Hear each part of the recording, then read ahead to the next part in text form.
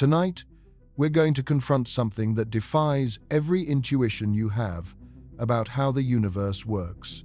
Something that's literally pulling the fabric of reality apart at the seams, accelerating every galaxy away from every other galaxy, and ensuring that the universe will end not with a bang, but with infinite, cold, empty darkness. This force makes up 68% of everything that exists, yet we can barely detect it, don't understand it, and can't explain why it exists. It's invisible, yet it's stronger than all the gravity in the universe combined. It doesn't pull, it pushes, and it's winning. Scientists discovered it completely by accident in 1998, while trying to measure how fast the universe's expansion was slowing down. They expected to find deceleration, but they found acceleration, something we now call dark energy, though that name tells us almost nothing about what it actually is. By the end of tonight, you're going to understand how humanity discovered the most powerful force in the cosmos by accident, why it terrified the scientists who found it, and what it means for the ultimate fate of everything that exists. Before we get started, if you love exploring the depths of space as much as we do, take a second to like the video or subscribe. It's a simple action, but it helps this channel reach more curious minds like yours. Now, let's begin. Imagine you're standing in complete darkness. Not the darkness of a room with the lights off, where your eyes adjust and you start to see outlines and shadows. Not the darkness of a moonless night where stars still pierce the sky. Imagine absolute darkness, infinite darkness stretching in every direction forever. No stars, no galaxies, no light of any kind. Just you and cold, empty space expanding forever.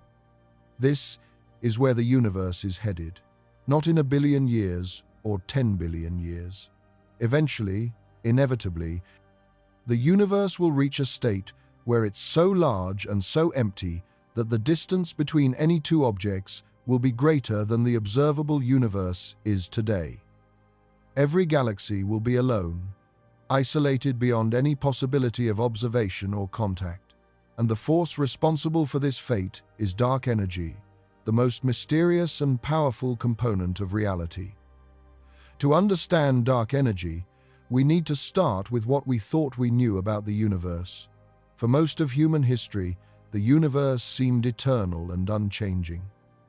The stars wheeled overhead in their fixed patterns, the sun rose and set, the seasons cycled, but the cosmos itself appeared permanent.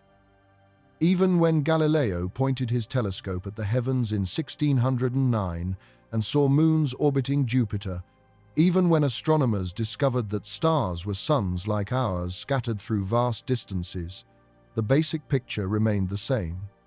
The universe was static, eternal, infinite.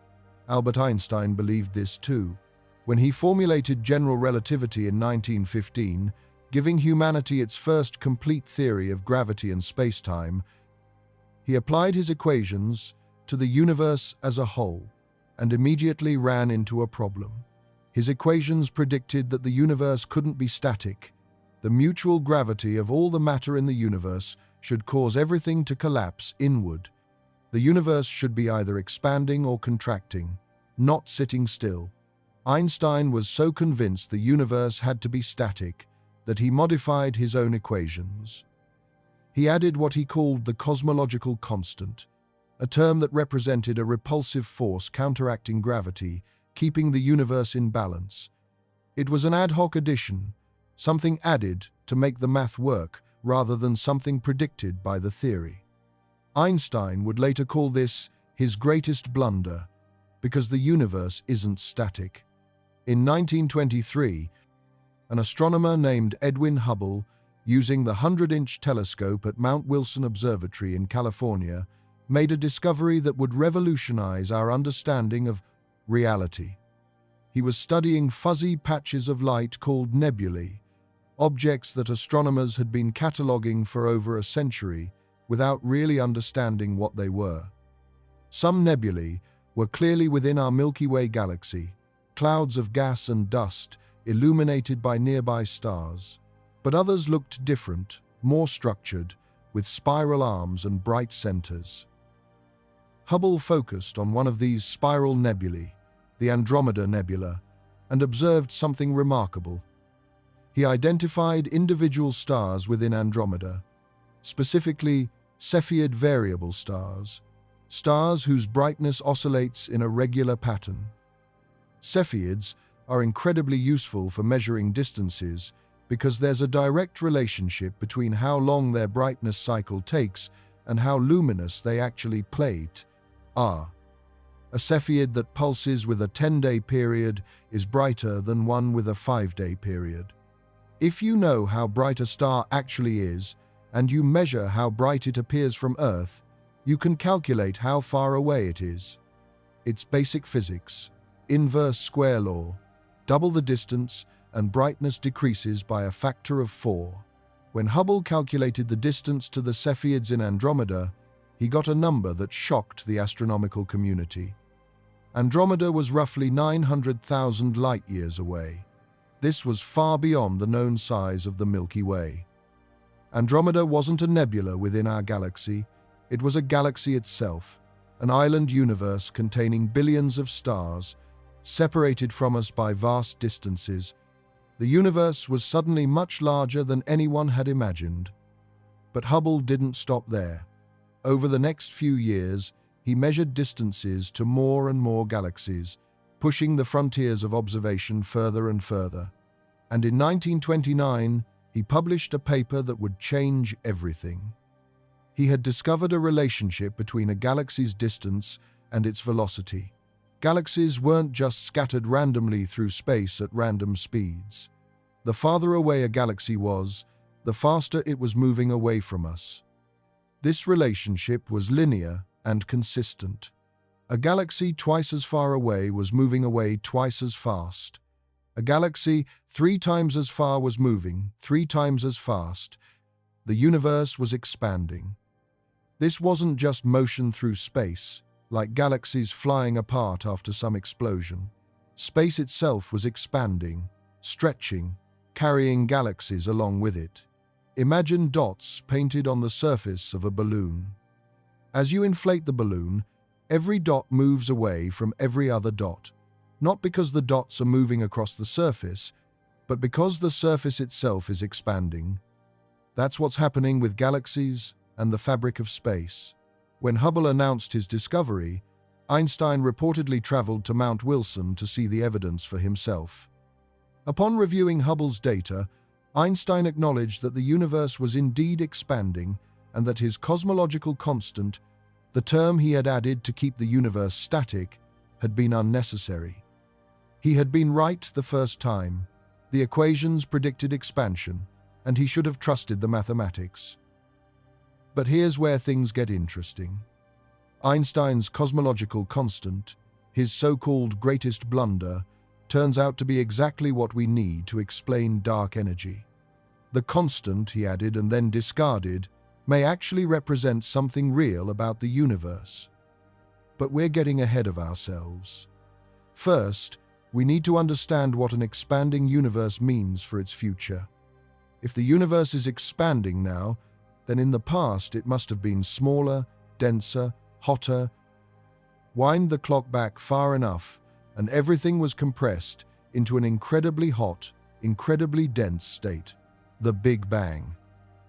Not an explosion in space, but the expansion of space itself from an initial singularity, roughly 13.8 billion years ago. This is now the foundation of modern cosmology. Supported by overwhelming evidence, we can see the aftermath of the Big Bang directly in the cosmic microwave background radiation, a faint glow of light that fills the entire universe, the cooled remnant of the intense heat from the early universe. We can measure the abundances of light elements like hydrogen and helium, which match the predictions from Big Bang nucleosynthesis, the period a few minutes after the Big Bang when nuclear fusion created the first atomic nuclei. We can observe that distant galaxies whose light has taken billions of years to reach us, look younger and less evolved than nearby galaxies, showing us the universe at different stages of its development. The evidence is overwhelming and consistent. The universe had a beginning, and it's been expanding ever since. But the critical question is, how will it end? If gravity is the dominant force in the universe, then the expansion should be slowing down. Every galaxy is gravitationally attracted to every other galaxy. This should gradually break the expansion, like throwing a ball upward and watching gravity slow it down. Maybe the expansion would slow enough that it eventually stops and reverses, causing the universe to collapse back in a big crunch, the opposite of the Big Bang. Or maybe the universe would expand forever, but at a decreasing rate, gradually approaching some final state of maximum expansion.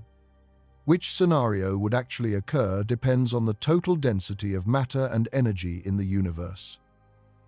There's a critical density, a specific amount of mass and energy per unit volume that marks the boundary between these possibilities. If the universe's density is greater than the critical density, gravity is strong enough to eventually halt and reverse the expansion. The universe would collapse. If the density is less than critical, gravity isn't strong enough to stop the expansion. The universe would expand forever.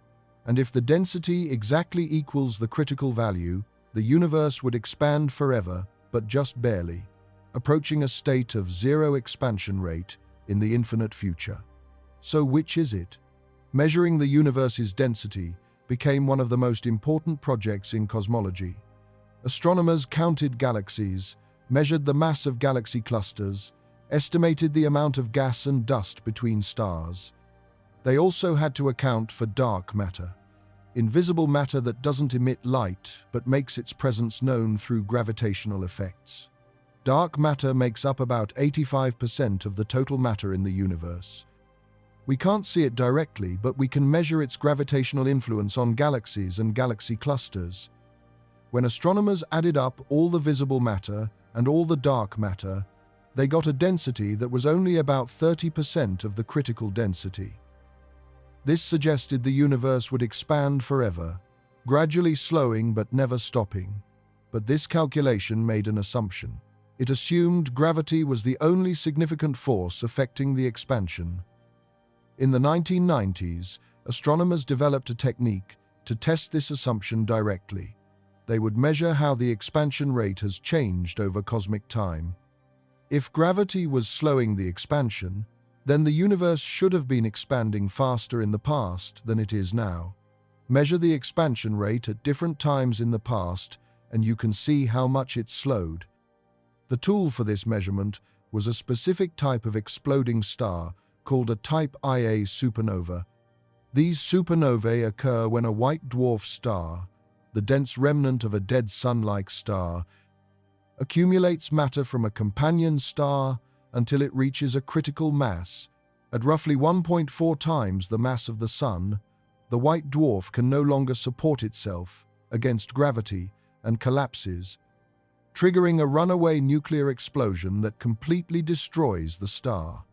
Because Type Ia supernovae always explode at approximately the same mass, they reach approximately the same peak brightness. This makes them standard candles, objects whose intrinsic luminosity is known. If you know how bright a supernova actually is, and you measure how bright it appears from Earth, you can calculate its distance. And because these supernovae are extraordinarily bright, briefly outshining their entire host galaxy, they can be detected across billions of light years. You can measure supernovae in distant galaxies, calculate their distances, and compare to how fast those galaxies are receding based on their redshift, the stretching of light caused by the expansion of space. Two teams of astronomers, the Supernova Cosmology Project, led by Saul Perlmutter, and the High-Z Supernova Search Team led by Brian Schmidt and Adam Rees, undertook this massive observational campaign in the late 1990s. They used the world's largest telescopes to discover and measure supernovae in distant galaxies, painstakingly collecting data on dozens of explosions, billions of light years away. The process was incredibly challenging. Type Ia supernovae are relatively rare, occurring perhaps once per century in a typical galaxy. To find enough of them, the teams had to monitor thousands of galaxies, looking for the sudden brightening that signaled a supernova explosion. Once a supernova was detected, they had to act quickly. The explosion brightens over a few weeks and then fades over the following months. Miss the peak, and you can't use it as a standard candle. They had to schedule follow-up observations with the world's largest telescopes, measure the light curve, the brightness over time, and determine the peak luminosity.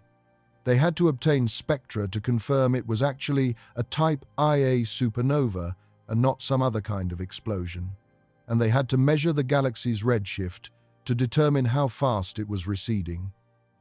This work took years and involved hundreds of scientists and engineers around the world. In 1998, both teams independently announced their results, and the results were completely unexpected. The universe's expansion wasn't slowing down. It was speeding up. Distant supernovae, explosions that occurred billions of years ago, were dimmer than expected. This meant they were farther away than expected. The universe had expanded more than it should have if gravity was the only force at work. Something was pushing space apart, counteracting gravity, causing the expansion to accelerate.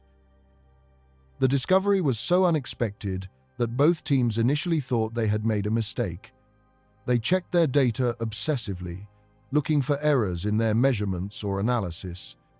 They worried about dust between galaxies dimming the supernovae, making them appear farther away than they really were. They considered whether Type Ia supernovae in the distant past might have been intrinsically different from nearby ones, affecting the standard candle calibration. They reviewed every possible source of systematic error, but the signal remained. The universe's expansion was accelerating. Both teams published their results in 1998, and the astronomical community was stunned. This wasn't a minor adjustment to cosmology. This was a complete upheaval of our understanding of the universe's fate. If the expansion is accelerating, it means there's some form of energy filling space, providing a repulsive force that overpowers gravity. This energy was dubbed dark energy. Dark because we can't see it or detect it directly, only infer its existence from its gravitational effects on the universe's expansion. The discovery won the 2011 Nobel Prize in Physics. Perlmutter, Schmidt, and Rees shared the prize for their work, demonstrating that the universe's expansion is accelerating. But winning the Nobel Prize didn't mean they understood what dark energy actually is. 26 years later, we still don't. And this might be the most frustrating aspect of the entire discovery. We can measure dark energy's effects with increasing precision. We can quantify how much of it exists. We can predict what it will do to the universe over trillions of years. But we have no idea what it actually is at a fundamental level. It's like discovering that your house is slowly expanding, measuring exactly how fast each wall is moving, calculating that your house will be the size of a football stadium in 100 years, but having absolutely no clue what mechanism is causing the expansion. You can see the effect clearly. You can measure it precisely, but you don't understand the cause.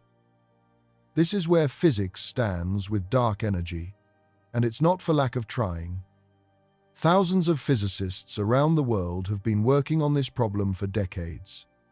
They've proposed hundreds of theoretical models, conducted countless observations, built elaborate experiments, and analyzed mountains of data.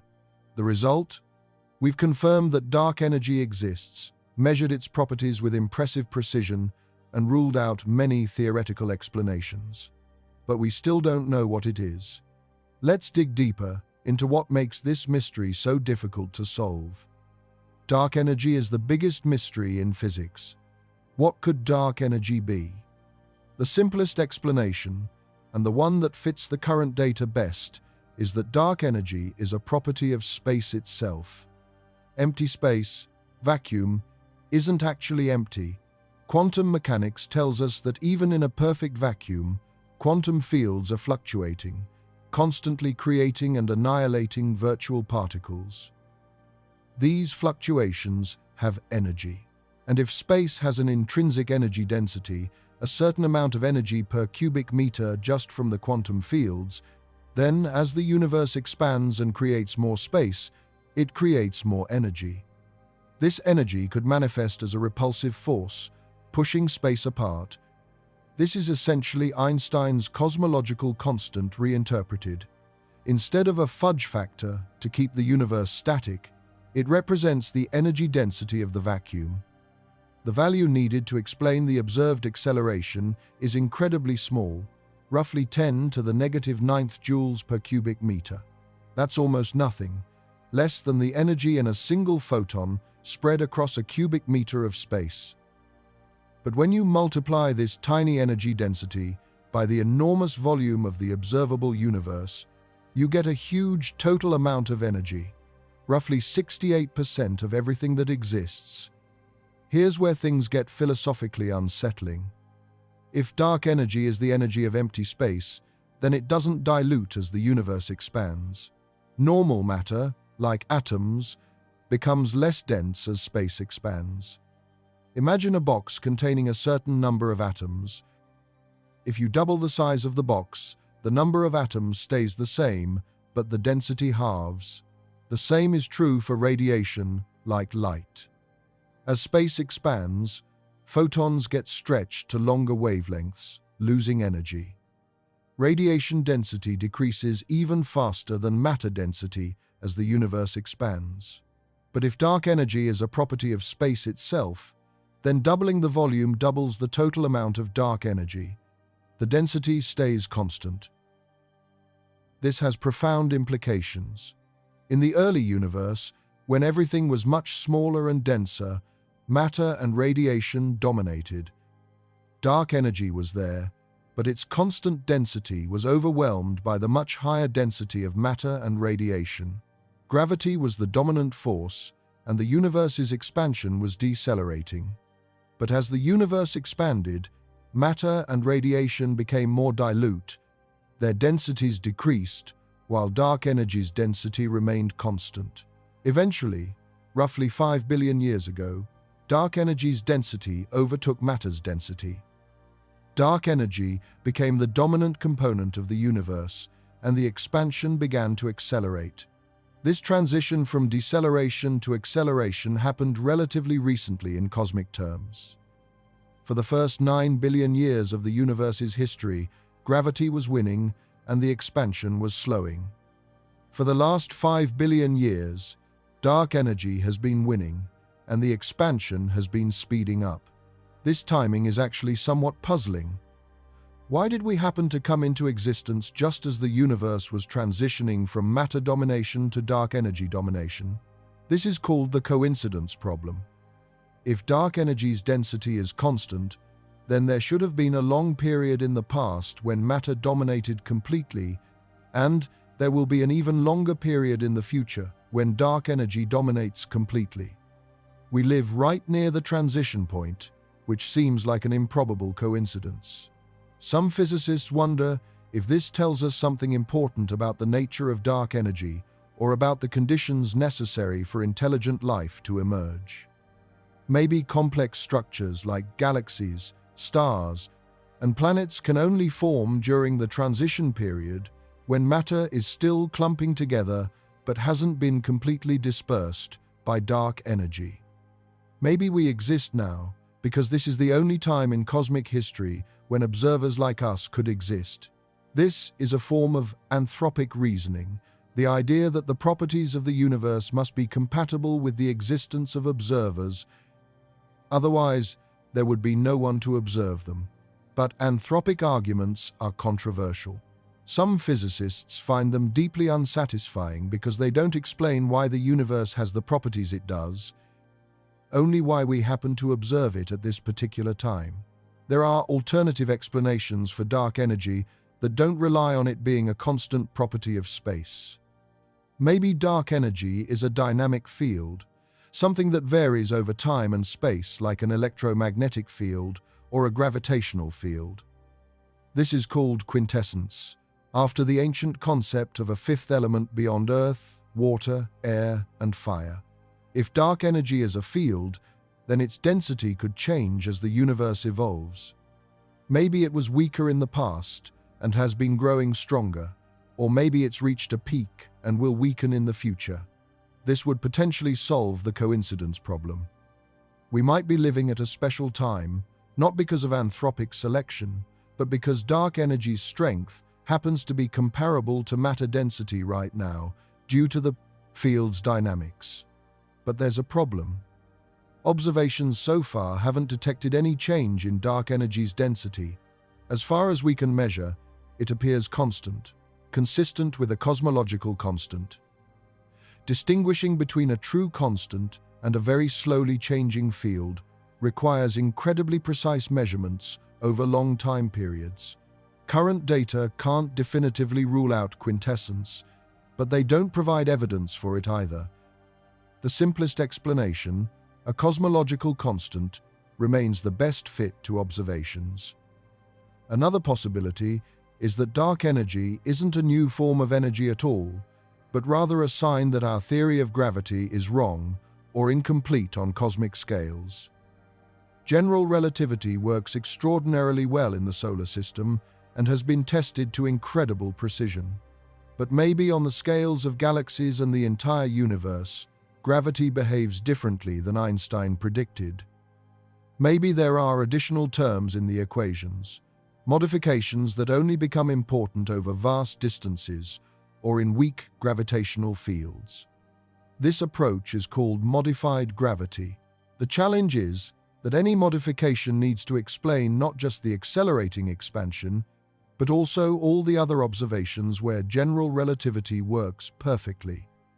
It needs to match the orbits of planets, the bending of light around the sun, the decay of binary pulsar orbits due to gravitational waves, the structure of the cosmic microwave background, the formation of galaxies and galaxy clusters, and dozens of other phenomena.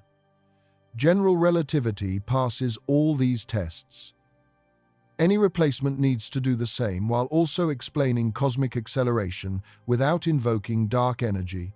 So far, no modified gravity theory has successfully achieved this. Most end up requiring something very similar to dark energy anyway, or they fail to match some critical observation. So we're left with dark energy as the most likely explanation, even though we don't really understand what it is. We can measure its effects, we can quantify how much there is, but we can't explain why it exists or what it's made of. This is embarrassing for physics. 68% of the universe is something we don't understand. It's as if you woke up one day and discovered that 68% of your body mass was made of some unknown substance. You can measure that, it's there, you can see its effects, but you have no idea what it is. Let's talk about what dark energy means for the universe's future.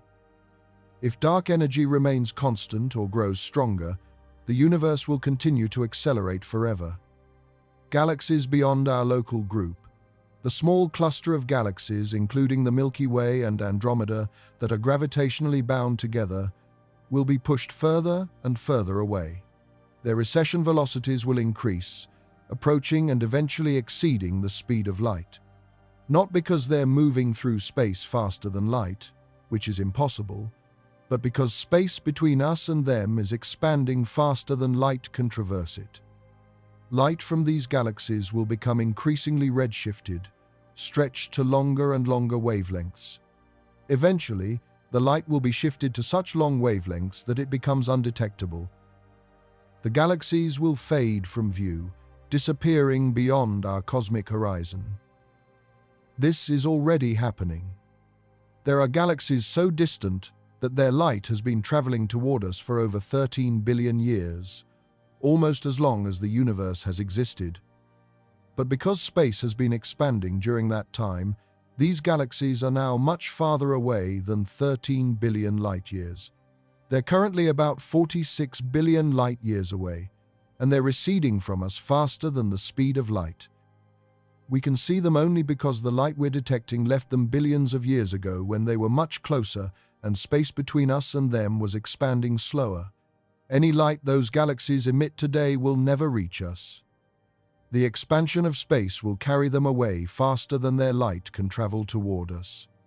In a sense, they've already moved beyond the edge of our observable universe.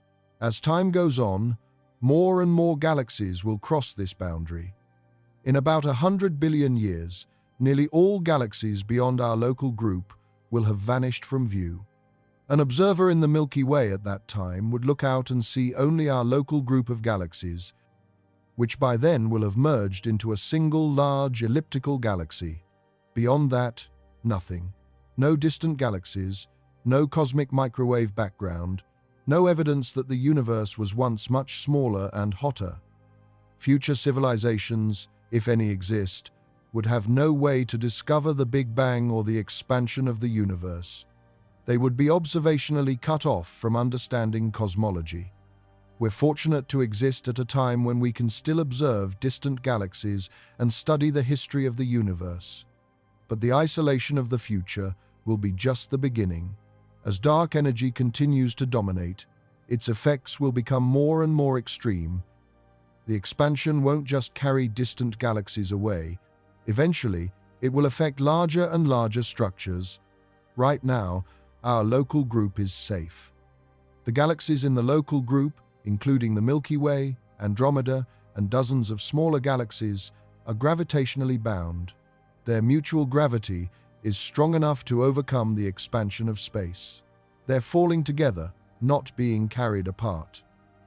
In a few billion years, the Milky Way and Andromeda will collide and merge, forming a larger galaxy. Dark energy won't prevent this because the gravitational binding energy of the local group is much larger than the dark energy density in the same volume. But what about larger structures? Galaxy clusters, groups of hundreds or thousands of galaxies held together by gravity, are currently stable. But as dark energy continues to dominate, its influence will grow. In the far future, tens of billions of years from now, dark energy might overcome the gravitational binding of galaxy clusters. Clusters would begin to dissolve, with galaxies drifting apart. Eventually, even individual galaxies might be affected. The gravitational binding of a galaxy like the Milky Way is much stronger than that of a galaxy cluster. But given enough time, and if dark energy continues to increase in influence, it's conceivable that galaxies could be torn apart. And it doesn't stop there. If dark energy grows sufficiently strong, it could overcome the gravity holding solar systems together. Planets would be ripped from their orbits around stars. Moons would be torn from planets. Eventually, even the electromagnetic and nuclear forces holding atoms and molecules together might be overwhelmed. This scenario is called the Big Rip. The universe would be torn apart at every scale, from galaxy clusters down to individual atoms, in a final cataclysm of expansion. The Big Rip depends on dark energy's behavior. If dark energy is a cosmological constant, unchanging and constant in density, the Big Rip won't happen. The expansion will continue to accelerate, but won't ever become violent enough to tear apart bound structures. Galaxies, stars, and atoms will remain intact. But if dark energy is a dynamic field that grows stronger over time, the Big Rip becomes possible. Current observations suggest dark energy is consistent with a cosmological constant, but we can't rule out the possibility that it's changing slowly. If it is, we won't see significant effects for tens of billions of years. By that time, the Sun will have long since exhausted its fuel and died, and the Earth will be uninhabitable or destroyed. The fate of the universe is academic from a human perspective. No one alive today will see it. No civilization remotely like ours will exist when these events unfold. But the fact that we can predict the universe's fate at all is remarkable. We've gone from not knowing that other galaxies existed to discovering the universe is expanding, to measuring the acceleration of that expansion, to predicting the ultimate fate of everything that exists, all in less than a century. Now let's consider the opposite scenario. What if dark energy doesn't remain constant? What if it weakens over time? If dark energy's density decreases, gravity would once again become the dominant force. The expansion would slow, stop, and reverse. The universe would begin to contract. Distant galaxies would start moving toward us instead of away. Their light would be blue-shifted instead of red-shifted. Over billions of years, the universe would shrink, galaxies would collide and merge, and eventually everything would collapse back into a hot, dense state. The Big Crunch, a reverse Big Bang. The universe would end in fire instead of ice, crushed by its own gravity into a singularity. Some physicists have speculated that the Big Crunch might not be the end. Maybe the universe could bounce, collapsing to a singularity and then expanding again in a new Big Bang. This is the oscillating universe model, where the universe goes through infinite cycles of expansion and contraction. Each cycle would last hundreds of billions of years, but there would be no ultimate beginning or end, just an eternal rhythm of Big Bangs and Big Crunches. This is an appealing idea philosophically because it avoids the question of what came before the Big Bang. If the universe has been oscillating forever, there is no before. But there are problems with the oscillating universe model. First, current observations don't support it. Dark energy appears to be causing acceleration, not deceleration. There's no evidence the expansion will reverse. Second, each cycle would increase the universe's entropy, the measure of disorder. The second law of thermodynamics states that entropy always increases. If the universe oscillates, each cycle would start with higher entropy than the previous one. Trace this backward, and you still arrive at a beginning, a first cycle with minimum entropy. The oscillating model doesn't actually avoid the problem of initial conditions. Third, we don't have a theory of quantum gravity, a framework that combines general relativity and quantum mechanics. Without such a theory, we can't describe what happens at the singularities in a Big Crunch or Big Bang. Maybe quantum effects prevent singularities from forming, allowing a bounce. Or maybe singularities are real and represent true beginnings and endings. We simply don't know. For now, the best evidence suggests dark energy is a cosmological constant, and the universe will expand forever, accelerating toward a cold, dark, empty future. But let's address a common misconception about dark energy. It's often described as a force that pushes galaxies apart, like some kind of cosmic pressure inflating space. This is misleading. Dark energy doesn't push on galaxies. It doesn't exert a force in the conventional sense. What it does is affect the geometry of space-time itself. In general relativity, gravity isn't a force. It's a curvature of space-time caused by mass and energy. Objects follow the straightest possible paths, called geodesics, through curved space-time. When we say gravity pulls the Earth toward the Sun, what we really mean is that the Sun's mass curves space-time, and the Earth follows a curved path through that geometry. Dark energy affects space-time in a similar way, but with the opposite sign. Instead of curving space-time in a way that brings objects together, it curves space-time in a way that drives them apart. The expansion of space isn't galaxies moving through space. It's space itself, changing shape, growing larger. Galaxies are essentially stationary in the space around them, but the space between galaxies is expanding. This is why distant galaxies can recede from us faster than light without violating relativity. They're not moving through space faster than light. Space itself is expanding, carrying them along. Think of it this way. Imagine you're an ant walking on the surface of a balloon. You can walk at a certain maximum speed, determined by your legs, but if someone is inflating the balloon, two ants on opposite sides of the balloon could be moving apart faster than either ant can walk, not because they're walking fast, but because the surface they're walking on is expanding. This is what's happening with galaxies and space. The space between them is expanding due to dark energy, and this expansion causes galaxies to recede from each other, even though they're not moving through space at high velocities. Now here's something that bothers physicists deeply. When you try to calculate the energy density of the vacuum from quantum field theory, you get an answer that's wrong by a factor of 10 to the power of 120. That's 1 followed by 120 zeros. This is called the cosmological constant problem, and it's arguably the worst prediction in the history of physics. It's not just wrong, it's spectacularly, embarrassingly, incomprehensibly wrong.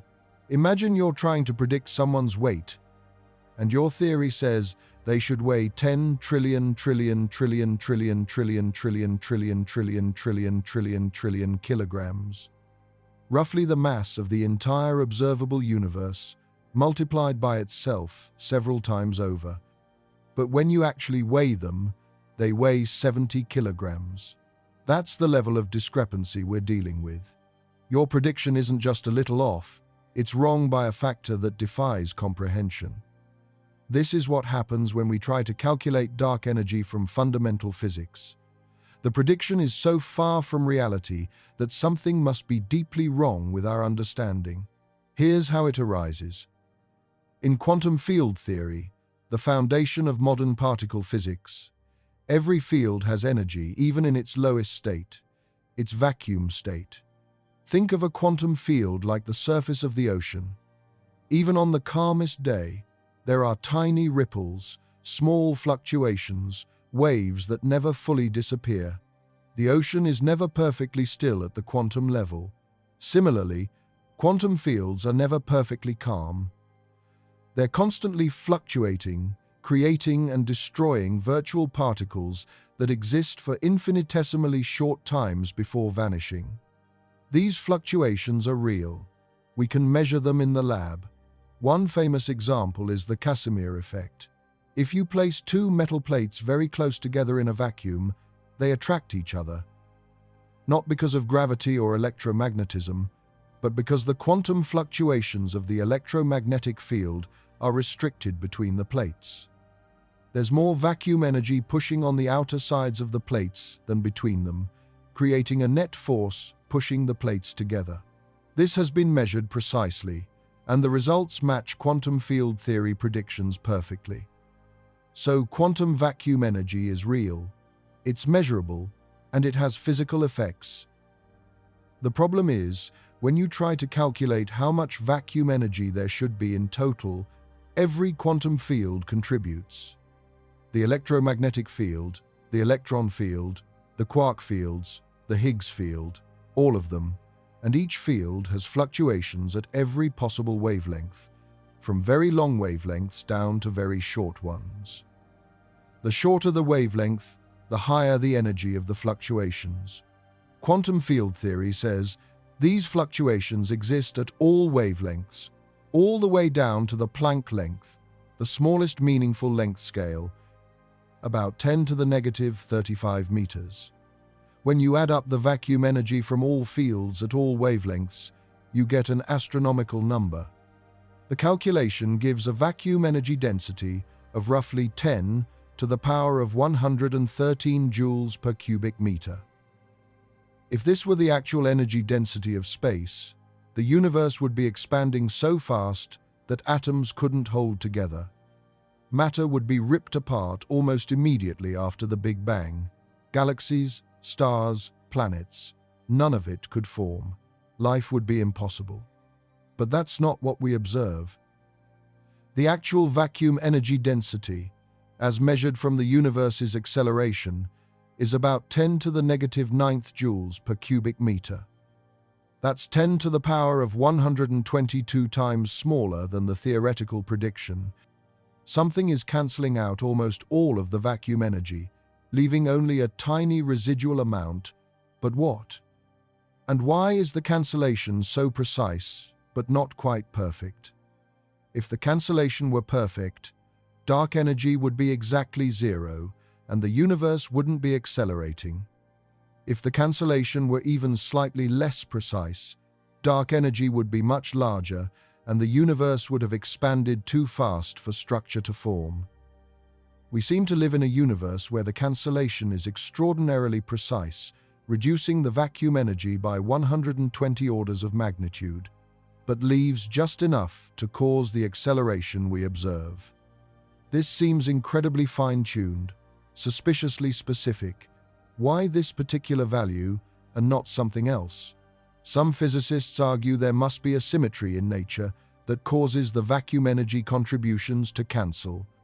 In particle physics, symmetries are powerful tools for understanding why certain quantities have the values they do.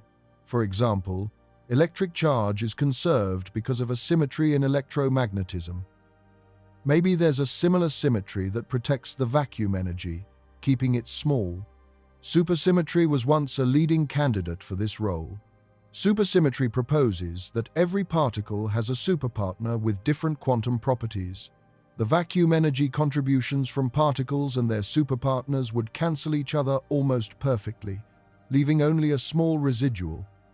But supersymmetry predicts that these superpartner particles should exist and should be detectable at particle accelerators like the Large Hadron Collider. Physicists have been searching for supersymmetric particles for decades. They haven't found any. The LHC has ruled out the simplest versions of supersymmetry. More complex versions are still possible, but they require the superpartner particles to be much heavier than originally expected, which makes them less effective at solving the cosmological constant problem. Supersymmetry hasn't been ruled out completely, but it's no longer the favored solution it once was. Another approach is to argue that vacuum energy simply doesn't gravitate, doesn't contribute to space-time curvature. Maybe there's something wrong with how we're applying general relativity to quantum fields. Maybe vacuum energy is real but doesn't affect the expansion of the universe for some reason we don't understand. This would solve the problem by decree, essentially saying vacuum energy doesn't count. But this creates its own problems. General relativity is based on a principle called general covariance, the idea that all forms of energy and momentum contribute to space-time curvature in the same way. If vacuum energy doesn't gravitate, this principle would be violated. We'd need a new theory of gravity that treats vacuum energy differently from other forms of energy. No one has successfully constructed such a theory without breaking other aspects of physics that we know work correctly. So this approach hasn't solved the problem either. A third possibility is the anthropic explanation, which we touched on earlier. Maybe the vacuum energy density is different in different regions of a vast multiverse. In some regions, it's huge and positive, causing such rapid expansion that structure can't form. In other regions, it's huge and negative, causing the universe to collapse immediately. In a tiny fraction of regions, it happens to be small, allowing galaxies and stars to form. We observe a small value because we exist, and we can only exist in a region where the value is small enough for stars and planets to form. This is an example of anthropic reasoning, the idea that we shouldn't be surprised to find ourselves in a universe with properties compatible with our existence, because in universes without those properties, we wouldn't exist to observe them. It's logically sound, but philosophically unsatisfying. It doesn't explain why the vacuum energy has the value it does in our region, only why we observe a value compatible with our existence. It gives up on finding a fundamental explanation. Many physicists find this deeply troubling. Science seeks to explain why things are the way they are, not just to observe that they are. Anthropic explanations feel like admitting defeat, like saying some questions can't be answered. But maybe that's reality. Maybe some properties of the universe are random, contingent, not derivable from first principles. Maybe the vacuum energy is one of them. This would be a profound change in how we think about physics. Throughout history, Physics has progressed by finding deeper explanations for observed phenomena. Why do objects fall? Because of gravity. Why does gravity exist? Because mass curves space-time. Why does mass curve space-time? Because that's how general relativity works. Each answer leads to a deeper question, and physicists keep pushing for deeper explanations. But if the anthropic principle is correct, at least for some questions, the deepest answer might be, that's just how it is in our region of the multiverse, and there's no deeper reason. This would represent a limit to what physics can explain, a boundary beyond which science can't go. Whether we've actually reached that boundary with dark energy remains hotly debated. Some physicists accept the anthropic explanation, others reject it completely, and still others think it might be part of the answer, but not the whole story. The debate continues because we don't have a definitive way to test these ideas. We can't observe other regions of the multiverse if they exist. We can't directly measure the Planck scale physics that might be responsible for the vacuum energy. We're stuck trying to infer deep truths about reality from observations of distant galaxies and supernovae. It's remarkable that we can learn anything at all, but it also means our understanding has limits, boundaries we're struggling to push beyond. The cosmological constant problem is just one aspect of the dark energy mystery. There are others, equally puzzling. Here's how it arises. In quantum field theory, every field, electromagnetic, electron, quark, and so on, has a ground state, a lowest energy configuration, but the ground state energy isn't zero. Even in the vacuum, quantum fields are fluctuating, and these fluctuations have energy. When you add up the zero-point energies of all the quantum fields in the standard model of particle physics, you get a vacuum energy density that's enormous. So large that if it were real, the universe would be expanding so fast that atoms couldn't form. Galaxies, stars, planets, and life would be impossible. Clearly, the actual vacuum energy density is much, much smaller. We observe dark energy to have an energy density of about 10 to the negative 9th joules per cubic meter. The quantum field theory calculation gives something like 10 to the power of 113 joules per cubic meter, off by 10 to the power of 120. This suggests that something is cancelling out almost all of the vacuum energy, leaving only a tiny residual amount that manifests as dark energy. But we have no idea what that something is or why the cancellation is almost, but not quite, perfect. This is one of the deepest unsolved problems in theoretical physics. Some physicists have proposed that there might be a symmetry in nature, something similar to supersymmetry, that causes the vacuum energy contributions from different particles to cancel exactly. But supersymmetry predicts particles we haven't observed, and experiments at the Large Hadron Collider have found no evidence for them. Others have invoked the anthropic principle. Maybe the vacuum energy density is randomly different in different regions of a vast multiverse, and we find ourselves in a region with a small value because only in such regions can galaxies, stars, and life form. In regions with larger vacuum energy, the universe expands too fast for structure to form. In regions with negative vacuum energy, the universe recollapses too quickly. We observe a small positive value not because it's special, but because that's the only type of region where observers like us can exist. This explanation is deeply unsatisfying to many physicists because it gives up on finding a fundamental reason why dark energy has the value it does. It's essentially saying, it is what it is, because otherwise we wouldn't be here to ask the question. But perhaps that's the answer.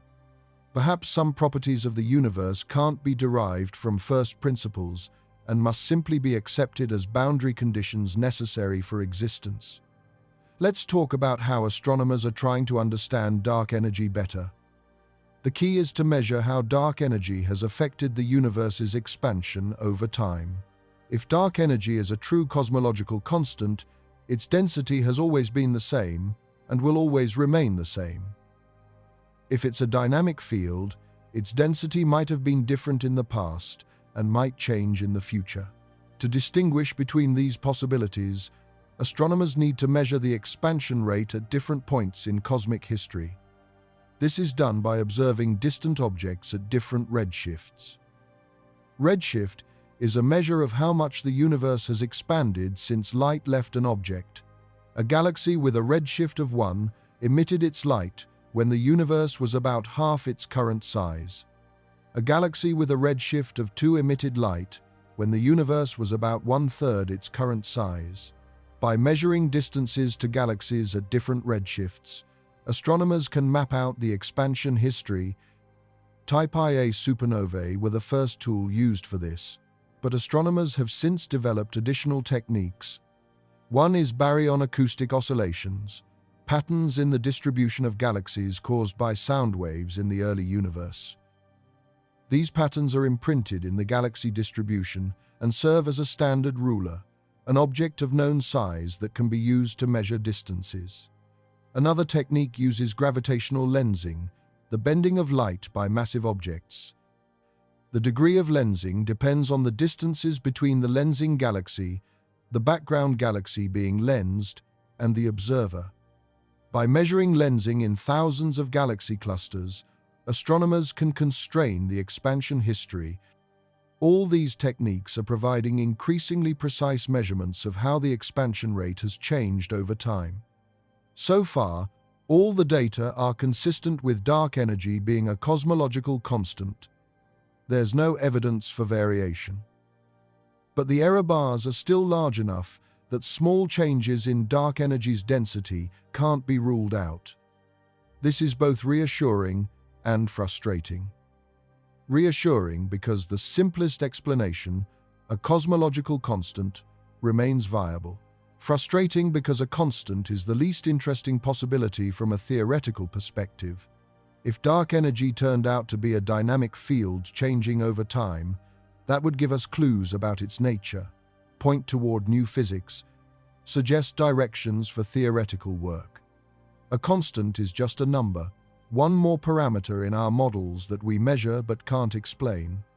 Future surveys will improve the precision dramatically.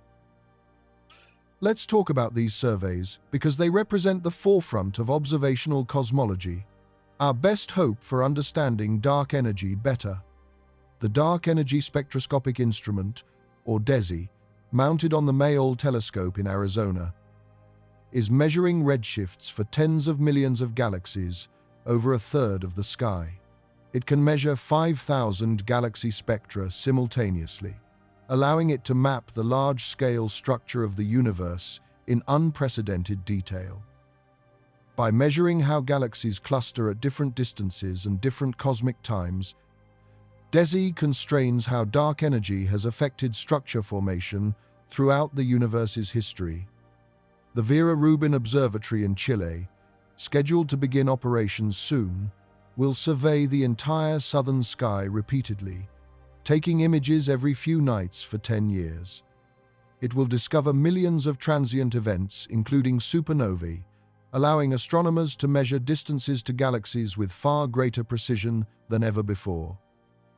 The observatory is named after Vera Rubin, the astronomer whose work on galaxy rotation curves provided some of the strongest evidence for dark matter. Her legacy now continues in the hunt for dark energy. The Euclid Space Telescope, launched by the European Space Agency, is designed specifically to study dark energy and dark matter. It will measure the shapes of billions of galaxies, looking for subtle distortions caused by gravitational lensing from dark matter along the line of sight. It will also measure galaxy redshifts and map the three-dimensional distribution of galaxies across cosmic time. The Nancy Grace Roman Space Telescope, NASA's next flagship astrophysics mission after the James Webb Space Telescope, will have similar capabilities to Euclid, but with a field of view 100 times larger than Hubble's.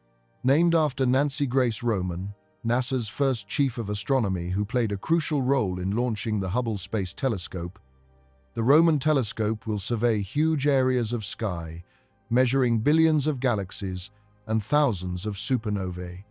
Together, these missions will measure dark energy's properties with unprecedented precision. If dark energy is truly constant, they'll confirm it to a fraction of a percent accuracy. If it's changing, even by small amounts, they'll detect those changes. Either outcome will be scientifically significant.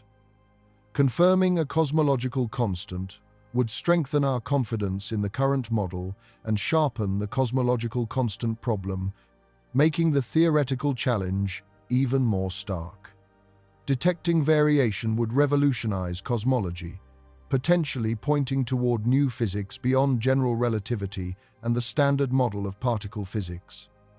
But these surveys face challenges beyond just collecting data. Understanding dark energy requires understanding everything else that affects the observations. You can't measure dark energy in isolation.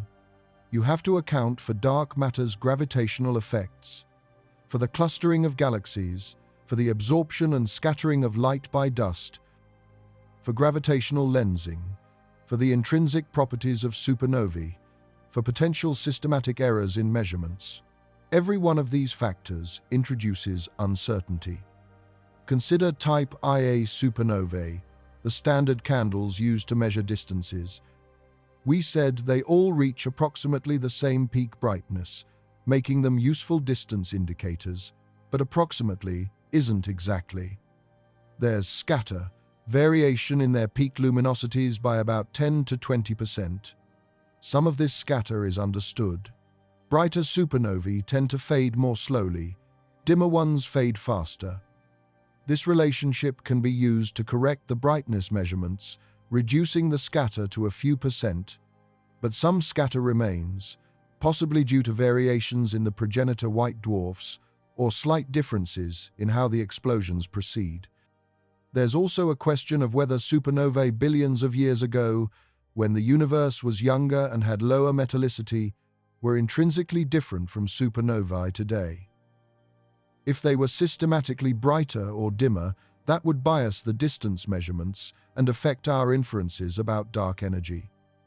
Astronomers study nearby supernovae intensively, trying to understand their properties in detail, so they can confidently apply corrections to distant supernovae. It's painstaking work, requiring observations across the electromagnetic spectrum from ultraviolet to infrared. Baryon acoustic oscillations, another distance measurement tool, also have systematic uncertainties. These oscillations are imprinted in the galaxy distribution by sound waves in the plasma of the early universe. About 380,000 years after the Big Bang, electrons combined with protons to form neutral hydrogen atoms. This process, called recombination, suddenly made the universe transparent. Before recombination, photons were constantly scattering off free electrons, coupling radiation and matter together in a hot plasma. Sound waves could propagate through this plasma, pressure waves that started from quantum fluctuations in the very early universe. These sound waves traveled outward at about 60% of the speed of light until recombination. At that moment, the sound waves froze, leaving an imprint on the distribution of matter. Regions where sound waves had compressed matter became slightly denser. Over billions of years, those slightly denser regions attracted more matter through gravity, eventually becoming clusters of galaxies. The result is a characteristic scale in the galaxy distribution, a preferred separation between galaxies corresponding to the distance sound waves traveled before recombination. This distance is about 500 million light-years today, accounting for the expansion of the universe. Astronomers can measure this scale by analyzing how galaxies cluster. Since they know what the scale should be from physics in the early universe, they can use it as a standard ruler to measure distances at different redshifts. But measuring this scale requires surveying huge volumes of space to map millions of galaxies. It's statistically challenging, requiring careful analysis to separate the acoustic oscillation signal from other clustering patterns. There's also the issue of galaxy bias, the fact that galaxies don't trace the underlying dark matter distribution perfectly. Galaxies form in the densest regions, so they're biased tracers of the matter distribution. Understanding and correcting for this bias is essential for extracting accurate cosmological information. These are the kinds of technical challenges astronomers face when measuring dark energy. It's not as simple as pointing a telescope at the sky and reading off an answer. Every measurement requires careful calibration, detailed understanding of systematic effects, and sophisticated statistical analysis. But despite these challenges, the measurements are getting better and better. The error bars are shrinking, the systematic uncertainties are being brought under control, and our understanding of dark energy is becoming more precise. We may not know what it is, but we know a lot about what it does and how much of it there is. That knowledge is hard-won, the result of decades of work by thousands of scientists and engineers around the world. It represents one of humanity's greatest intellectual achievements, measuring the properties of something that fills the entire universe, but which we can barely detect.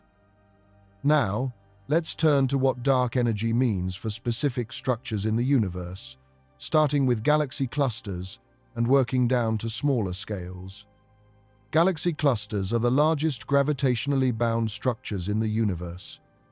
They contain hundreds or thousands of galaxies, along with hot gas and dark matter, all held together by gravity. The Coma cluster, one of the nearest large clusters, contains over 1,000 galaxies and has a total mass about 1,000,000 billion times the Sun's mass. Most of that mass is dark matter, roughly 85%. Normal matter, including all the galaxies and the hot gas between them, accounts for only 15%. And this entire massive structure, despite containing the mass of 1,000,000 billion suns, is losing a battle with dark energy. Not today, not in the near future, but eventually. Right now, galaxy clusters are stable. The gravity from their enormous mass is much stronger than dark energy's influence within the cluster.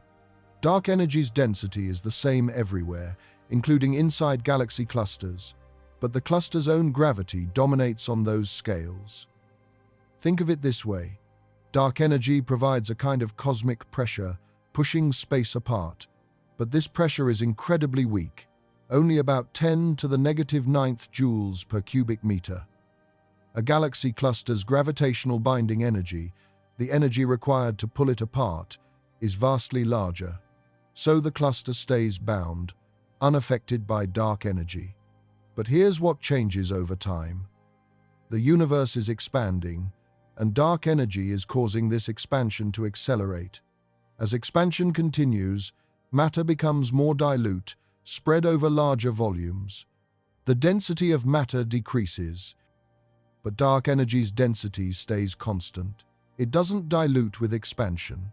Right now, matter and dark energy have roughly comparable densities, at least within an order of magnitude. Matter is about 32% of the total, dark energy is 68%. But billions of years from now, as the universe continues to expand, matter will be spread much thinner. Its density will decrease by a factor of 1,000, 1,000,000, eventually more. Dark energy's density will remain the same. This means dark energy's influence relative to matter grows over time. In the far future, tens of billions of years from now, dark energy will be so dominant that its influence might overcome the gravitational binding of galaxy clusters. The expansion of space within the cluster, driven by dark energy, could overwhelm gravity. Galaxies would begin to drift apart. The cluster would dissolve, its galaxies dispersed across ever-expanding space. This won't happen for a very long time, much longer than the current age of the universe. But it's a possible fate if dark energy remains constant or grows stronger. Currently, we're in an era where galaxy clusters are still forming and growing. Smaller groups of galaxies are merging to form larger clusters. The process of structure formation hasn't stopped. but dark energy is slowing it down. New clusters are forming less frequently than they were billions of years ago, when the universe was smaller and matter was denser. Eventually, structure formation will stop entirely. No new clusters will form. Existing clusters might survive for a while, but they'll be isolated, separated from other clusters by ever-expanding space. Within our local group of galaxies, the situation is different. The local group includes the Milky Way, Andromeda, and about 50 smaller galaxies, all gravitationally bound together. The local group's gravity is strong enough to completely overcome dark energy. We're not expanding away from Andromeda. We're actually falling toward it, and in about 4 billion years, the two galaxies will collide and merge. Dark energy won't prevent this, because the gravitational binding energy of the local group is far larger than dark energy's influence within it. Over the next tens of billions of years, the galaxies in our local group will merge into one or two large galaxies. The rest of the universe will expand away, disappearing beyond our cosmic horizon. Eventually, an observer in our local group will see only their own galaxy and perhaps a few companion galaxies.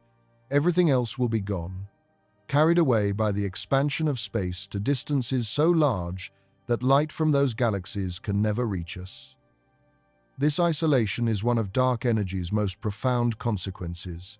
The universe will become an incredibly lonely place. Right now, from Earth, we can see thousands of galaxies with modest telescopes, millions with larger telescopes, billions with space observatories. The universe appears full, rich with structure, but this is temporary.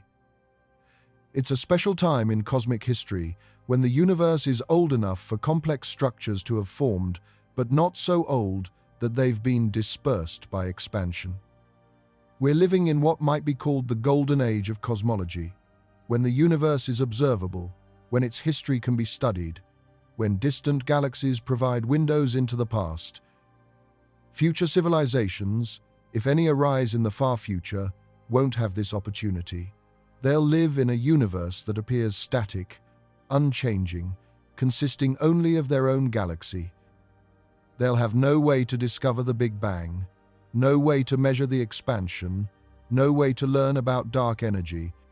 The evidence will have literally moved beyond their reach. This raises an interesting philosophical question. What else might we be missing? Are there aspects of reality that existed in the very early universe, but have since expanded beyond our cosmic horizon? Could there be crucial evidence about the nature of reality that's no longer accessible because it's too far away? We can observe the cosmic microwave background, light from when the universe was 380,000 years old. We can see galaxies formed when the universe was a few 100 million years old, but we can't see the very first moments, the first seconds or fractions of seconds after the Big Bang. That information is lost, either because light from those moments hasn't reached us yet, or because it's been redshifted beyond detectability, or because the universe was opaque before recombination and light couldn't travel freely. We're drawing conclusions about the universe based on observations of what we can see now. But the universe is much larger than what we can observe, and it's been around longer than the age of the light, reaching us from the most distant, visible objects. There might be crucial clues beyond our reach, information that would answer our questions about dark energy, dark matter, the origin of the universe. We might be like someone trying to understand the ocean by only sampling water from one beach. They can learn a lot, but they're missing the bigger picture. This is one reason why physicists take the cosmological constant problem so seriously. We can't explain the value of dark energy from first principles, and it's possible we never will with the information available to us. Maybe the answer requires observations beyond our cosmic horizon, or experiments at energy scales we can't reach, or phenomena that only occurred in the earliest moments of the Big Bang. Or maybe the answer is simpler than we think, and we just haven't figured it out yet. Science often works this way. Problems that seem intractable eventually yield to new insights, new mathematical techniques, new observations. The nature of dark energy might be solved next year, or next century, or next millennium. We don't know. What we do know is that understanding it is one of the most important problems in physics. Solving it would reshape our understanding of reality at the deepest level. Let's talk about what dark energy means for the cosmic web, the large-scale structure of the universe. If you could map the positions of all galaxies in a huge volume of space, you'd see a pattern called the cosmic web. Galaxies aren't distributed uniformly. They're organized into a network of filaments, sheets, and clusters, separated by vast voids. It looks like a three-dimensional spiderweb, with dense regions where many galaxies are concentrated and empty regions in between. This structure formed over billions of years through gravity, acting on the tiny density fluctuations that existed in the early universe. Regions that were slightly denser than average had slightly stronger gravity, attracting more matter. Over time, dense regions became denser, pulling in material from their surroundings. The result is a universe with structure on enormous scales, with filaments stretching hundreds of millions of light years, connecting clusters of galaxies across vast distances. Dark energy affects this structure in subtle but important ways. In a universe without dark energy, gravity would continue pulling structure together indefinitely. Filaments would contract, clusters would grow, voids would shrink as matter fell into overdense regions. But dark energy opposes this process. By causing the expansion to accelerate, dark energy works against gravity, making it harder for structure to grow. Galaxies in different clusters, separated by hundreds of millions of light years, are receding from each other due to the expansion. Even though gravity is trying to pull them together, the expansion is driving them apart. The result is that structure formation is slowing down. New clusters are still forming, but less frequently than in the past. Filaments are still growing, but more slowly. The cosmic web is reaching a kind of final configuration, shaped by the balance between gravity pulling things together and dark energy driving things apart. In the future, structure formation will stop completely. The cosmic web we see today will be the final product, frozen in place by the acceleration of expansion. Individual clusters might merge if they're close enough and moving toward each other, but large-scale structure won't continue to evolve. The universe will have reached its maximum level of complexity. From that point on, it's all downhill towards simplicity, emptiness, isolation. This is in stark contrast to what physicists expected before dark energy was discovered. The prevailing view was that the universe would continue to evolve, with structure forming indefinitely as gravity did its work. The discovery that expansion is accelerating changed everything.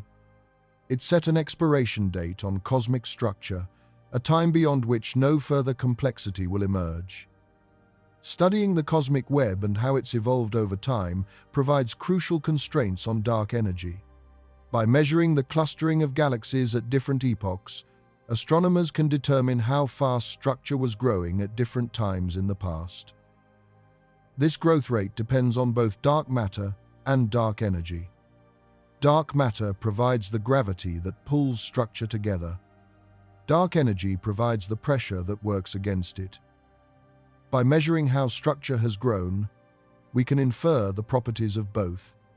This is complementary to measuring the expansion rate using supernovae. Supernovae tell us about the geometry of space, how distances have changed over time. Structure growth tells us about the dynamics, how gravity and dark energy have competed to shape the distribution of matter. Together, these measurements provide a complete picture of the universe's evolution, and so far, all the measurements are consistent with a cosmological constant for dark energy and cold dark matter for the dark matter. This combination, called the lambda cold dark matter model, or lambda CDM, is the standard model of cosmology. Lambda refers to the cosmological constant, Einstein's symbol for it. CDM refers to cold dark matter, particles moving slowly compared to the speed of light.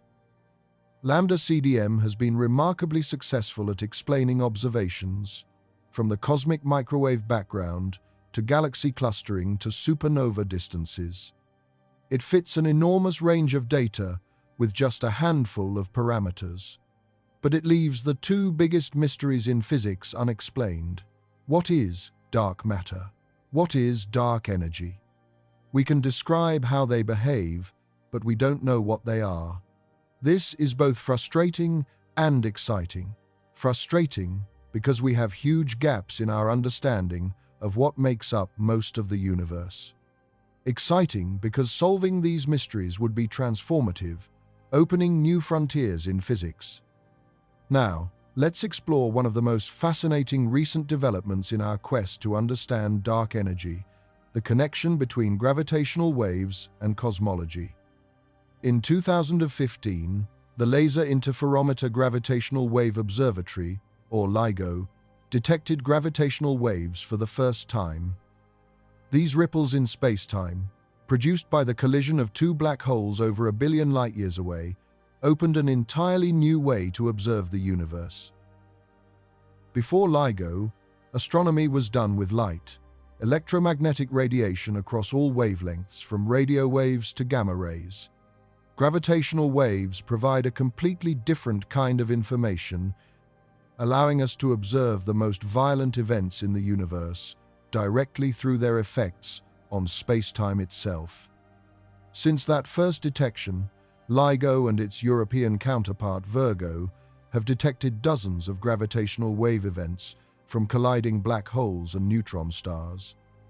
Each detection provides information not just about the objects that produce the waves, but also about the expansion of the universe through which those waves traveled. Here's how it works. When two massive objects like black holes orbit each other, they emit gravitational waves, losing energy in the process. This causes their orbit to decay, bringing them closer together. As they spiral inward, the orbital frequency increases, and the gravitational waves get stronger and higher in frequency. Eventually, the objects merge in a final burst of gravitational wave emission. By analyzing the gravitational wave signal, physicists can determine the masses of the objects, their spins, the distance to the merger, and other properties. The distance measurement is particularly important for cosmology. Gravitational waves are a standard siren, similar to how Type Ia supernovae are standard candles. The amplitude of the gravitational wave signal depends on the energy of the event and the distance to it. By measuring the signal's strength and knowing how much energy such mergers typically release, we can calculate the distance. This is powerful because it's completely independent of the electromagnetic distance ladder. We're not relying on Cepheid variables or supernovae or any of the traditional distance measurement techniques. We're measuring distance directly from the gravitational wave signal itself. If the merger occurs in a galaxy we can identify optically, we can measure that galaxy's redshift, how fast it's receding due to the expansion of the universe. Combining the gravitational wave distance with the optical redshift gives us another measurement of the Hubble constant, the expansion rate of the universe. In 2017, LIGO and Virgo detected gravitational waves from a neutron star merger, an event that also produced light across the electromagnetic spectrum. Telescopes around the world observed the optical counterpart, a kilonova, identifying the host galaxy and measuring its redshift. This single event provided an independent measurement of the Hubble constant, completely separate from traditional methods. The result was somewhere between the values obtained from cosmic microwave background observations and from the distance ladder using Cepheids and supernovae, right in the middle of the so-called Hubble tension. With more gravitational wave detections, these measurements will become more precise. Future gravitational wave observatories, including the space-based LISA mission, will detect thousands of events across a wide range of distances and cosmic times. This will provide a completely independent check on our understanding of dark energy and the expansion history. It's remarkable that we've gone from detecting gravitational waves for the first time to using them as a cosmological tool in less than a decade. This is how fast the field is moving. But gravitational waves can tell us even more about dark energy.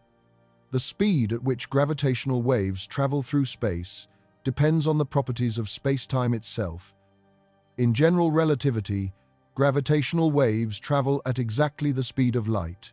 But if there are modifications to general relativity, if dark energy is something other than a cosmological constant, gravitational waves might travel slightly faster or slower than light. By comparing the arrival times of gravitational wave signals and electromagnetic signals from the same event, we can test whether gravitational waves travel at the speed of light to incredibly high precision. The neutron star merger detected in 2017 provided this test. The gravitational waves arrived just 1.7 seconds before the gamma-ray burst from the same event. After traveling for 130 million years across expanding space, the two signals arrived within seconds of each other. This means gravitational waves travel at the speed of light to within 1 part in 10 to the 15th, an extraordinarily precise constraint. This single measurement ruled out entire classes of modified gravity theories that predicted gravitational waves should travel at slightly different speeds. It's a powerful demonstration of how new observational techniques can eliminate theoretical possibilities. As gravitational wave astronomy matures, it will become an even more important tool for studying dark energy. We'll be able to measure the expansion history across cosmic time, test general relativity in ways that weren't possible before, and potentially discover new phenomena that electromagnetic observations miss entirely. Now let's shift to the connection between dark energy and quantum gravity, one of the deepest unsolved problems in theoretical physics. Quantum mechanics and general relativity are both tremendously successful theories. Quantum mechanics describes the behavior of matter and energy at atomic and subatomic scales with incredible precision. General relativity describes gravity and the large-scale structure of space-time equally well. But the two theories are fundamentally incompatible. They use different mathematical frameworks, make different assumptions about the nature of reality, and give nonsensical results when you try to combine them naively. At small scales and low energies, you can use quantum mechanics and ignore gravity. At large scales and high energies where gravity dominates, you can use general relativity and ignore quantum effects. But there are situations where both quantum mechanics and gravity are important, where you can't ignore either. The most famous example is a black hole singularity, the point at the center where general relativity predicts infinite density and infinite space-time curvature. Another example is the Big Bang, the initial moment when the universe was infinitely dense and hot. In these extreme conditions, you need a theory that combines quantum mechanics and general relativity, a theory of quantum gravity. We don't have such a theory. String theory is a candidate, proposing that fundamental particles are actually tiny vibrating strings and that space-time has extra dimensions, beyond the 3 spatial dimensions and 1 time dimension we experience. Loop quantum gravity is another approach, suggesting that space-time itself is quantized, made up of discrete chunks rather than being continuous. But neither theory has made predictions we can test experimentally, and both face enormous mathematical and conceptual challenges. The lack of a quantum gravity theory is more than an academic problem. It limits our ability to understand the universe at the deepest level. Dark energy might be intimately connected to quantum gravity. The cosmological constant problem, the discrepancy between the predicted and observed vacuum energy density, is fundamentally a problem about how quantum fields contribute to space-time curvature. It's a clash between quantum mechanics and general relativity. Solving it probably requires understanding quantum gravity. Some physicists think dark energy might be the first hint we've found of quantum gravity effects on cosmological scales. Maybe the vacuum energy we calculate from quantum field theory doesn't actually contribute to space-time curvature in the way general relativity predicts. Maybe there's a quantum gravity effect that suppresses most of it, leaving only the small residual we observe. If true, this would be revolutionary. It would mean quantum gravity isn't just important at the Planck scale, the tiniest scale where we expect quantum effects on space-time to matter. It would have observable effects on cosmological scales, affecting the entire universe. This would provide a way to test quantum gravity theories indirectly by seeing how they explain dark energy. It would bridge the enormous gap between the Planck scale, 10 to the negative 35 meters, and the cosmological scale, billions of light years. But this is all speculative. We don't know if dark energy is connected to quantum gravity. We don't even know if quantum gravity would help explain the cosmological constant problem. It might make it worse by introducing additional contributions to the vacuum energy. What we need is experimental or observational evidence that points toward the right theory. Until we have that, we're working in the dark, proposing ideas but unable to definitively test them. Dark energy observations are our best hope for getting that evidence. By measuring dark energy's properties with increasing precision, by determining whether it's truly constant or changing over time, by testing whether general relativity accurately describes its effects, we constrain theories and rule out possibilities. This is how science progresses, narrowing the space of viable theories until only the correct one remains. It's a long, painstaking process, but it's the only reliable way to understand reality. Let's now consider some of the stranger theoretical proposals for what dark energy might be. We've talked about the cosmological constant and quintessence, a dynamic scalar field, but there are other ideas, some quite exotic. One possibility is that dark energy is related to extra dimensions. String theory predicts that space-time has more than 4 dimensions, possibly 10 or 11 total. We only perceive 3 spatial dimensions and 1 time dimension because the extra dimensions are compactified, curled up so small that we can't detect them. But these extra dimensions might affect physics in our observable 4-dimensional space-time. Maybe dark energy is related to how these extra dimensions are configured, or to fields that exist in the full higher dimensional space. Another idea is that dark energy is connected to the topology of space-time, its overall shape and connectivity. Space-time might have a complex structure with wormholes, handles, or other exotic features that we can't directly observe, but which affect the universe's properties. If space-time has a non-trivial topology, it could contribute to an effective dark energy. Then there's the possibility that dark energy is an illusion created by back reaction. This is the idea that the universe's large-scale structure, the clustering of matter into galaxies and voids, affects the average expansion rate in complicated ways. Maybe when we measure the expansion rate, we're actually measuring an average over regions with different local expansion rates, and this averaging creates an apparent acceleration that doesn't correspond to a real dark energy component. This is controversial because it requires rethinking how we apply general relativity to cosmology. Most cosmologists use the Friedmann equations, which describe a perfectly homogeneous universe. Real structure, galaxies and clusters and voids, is treated as a small perturbation on this smooth background. But maybe structure affects the expansion more than we think, and the Friedmann equations aren't adequate. Calculating these back-reaction effects is extremely difficult, and most studies suggest they're too small to explain dark energy, but some physicists continue to explore the idea. Another exotic proposal is that dark energy is connected to the arrow of time itself. Time flows in one direction, from past to future. We remember the past, but not the future. Entropy increases, causes precede effects. This directionality is one of the deepest mysteries in physics. The fundamental laws of physics, both quantum mechanics and general relativity, are time-symmetric. They work equally well running forward or backward in time. Yet, we experience time as flowing in one direction. Maybe dark energy is related to this asymmetry, somehow encoding the direction of time into the expansion of the universe.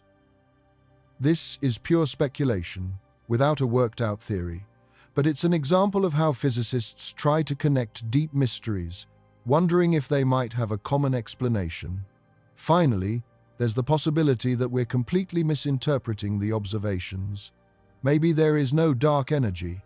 Maybe what we're seeing is some other effect that looks like accelerating expansion but isn't.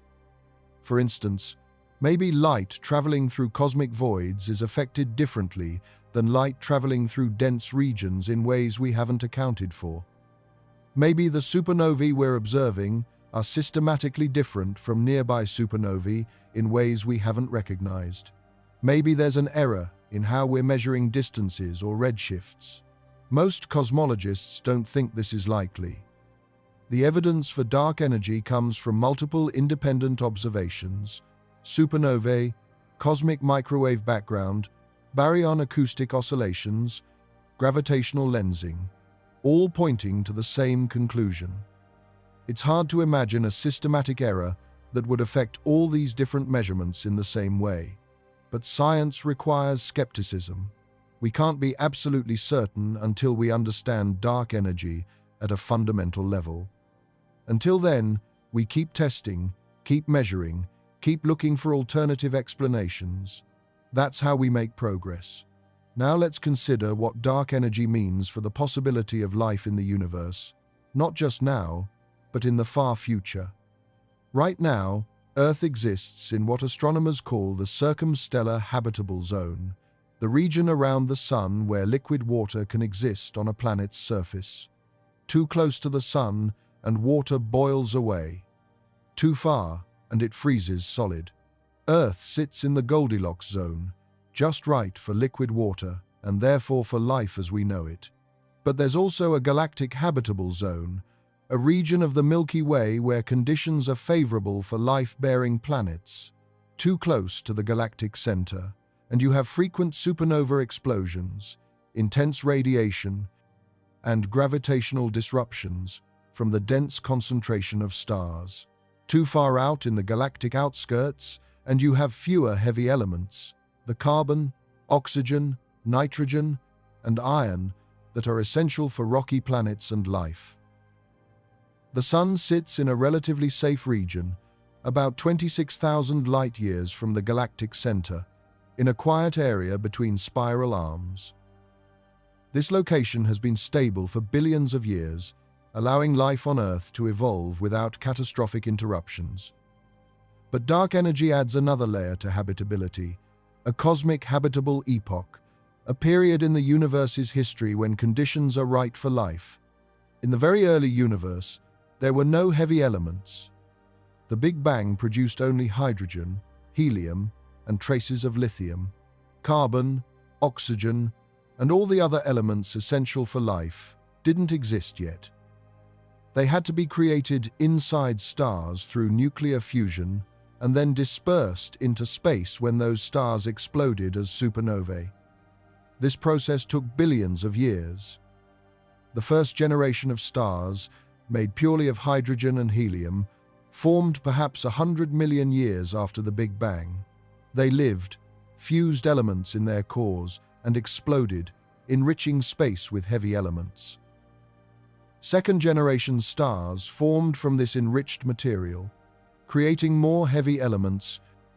By the time the Sun formed 4.6 billion years ago, the universe was 8 or 9 billion years old enough that heavy elements were abundant. Earth formed with the elements necessary for life, and life appeared relatively quickly in geological terms. So life needs the universe to be old enough for multiple generations of stars to have created heavy elements. But dark energy imposes a limit on the other end. If the universe expands forever with dark energy dominant, eventually it will become too dilute, too empty, too isolated for new stars to form. Star formation requires gas, hydrogen, and helium clouds that can collapse under gravity, but as the universe expands, gas gets spread thinner. Galaxies use up their gas, forming stars, and new gas isn't being replenished from intergalactic space because the expansion is carrying it away. Eventually, perhaps 1 trillion years from now, most galaxies will have exhausted their gas supplies. Star formation will cease. No new stars mean no new planets, no new opportunities for life to arise. Existing stars will continue to shine for a while, some for trillions of years if they're small red dwarfs. But eventually, even those will burn out. The universe will become dark, filled with dead stars, black holes, and dispersed gas that's too thin to form new structures. Life, at least life as we know it, based on chemistry and requiring energy from stars, will no longer be possible.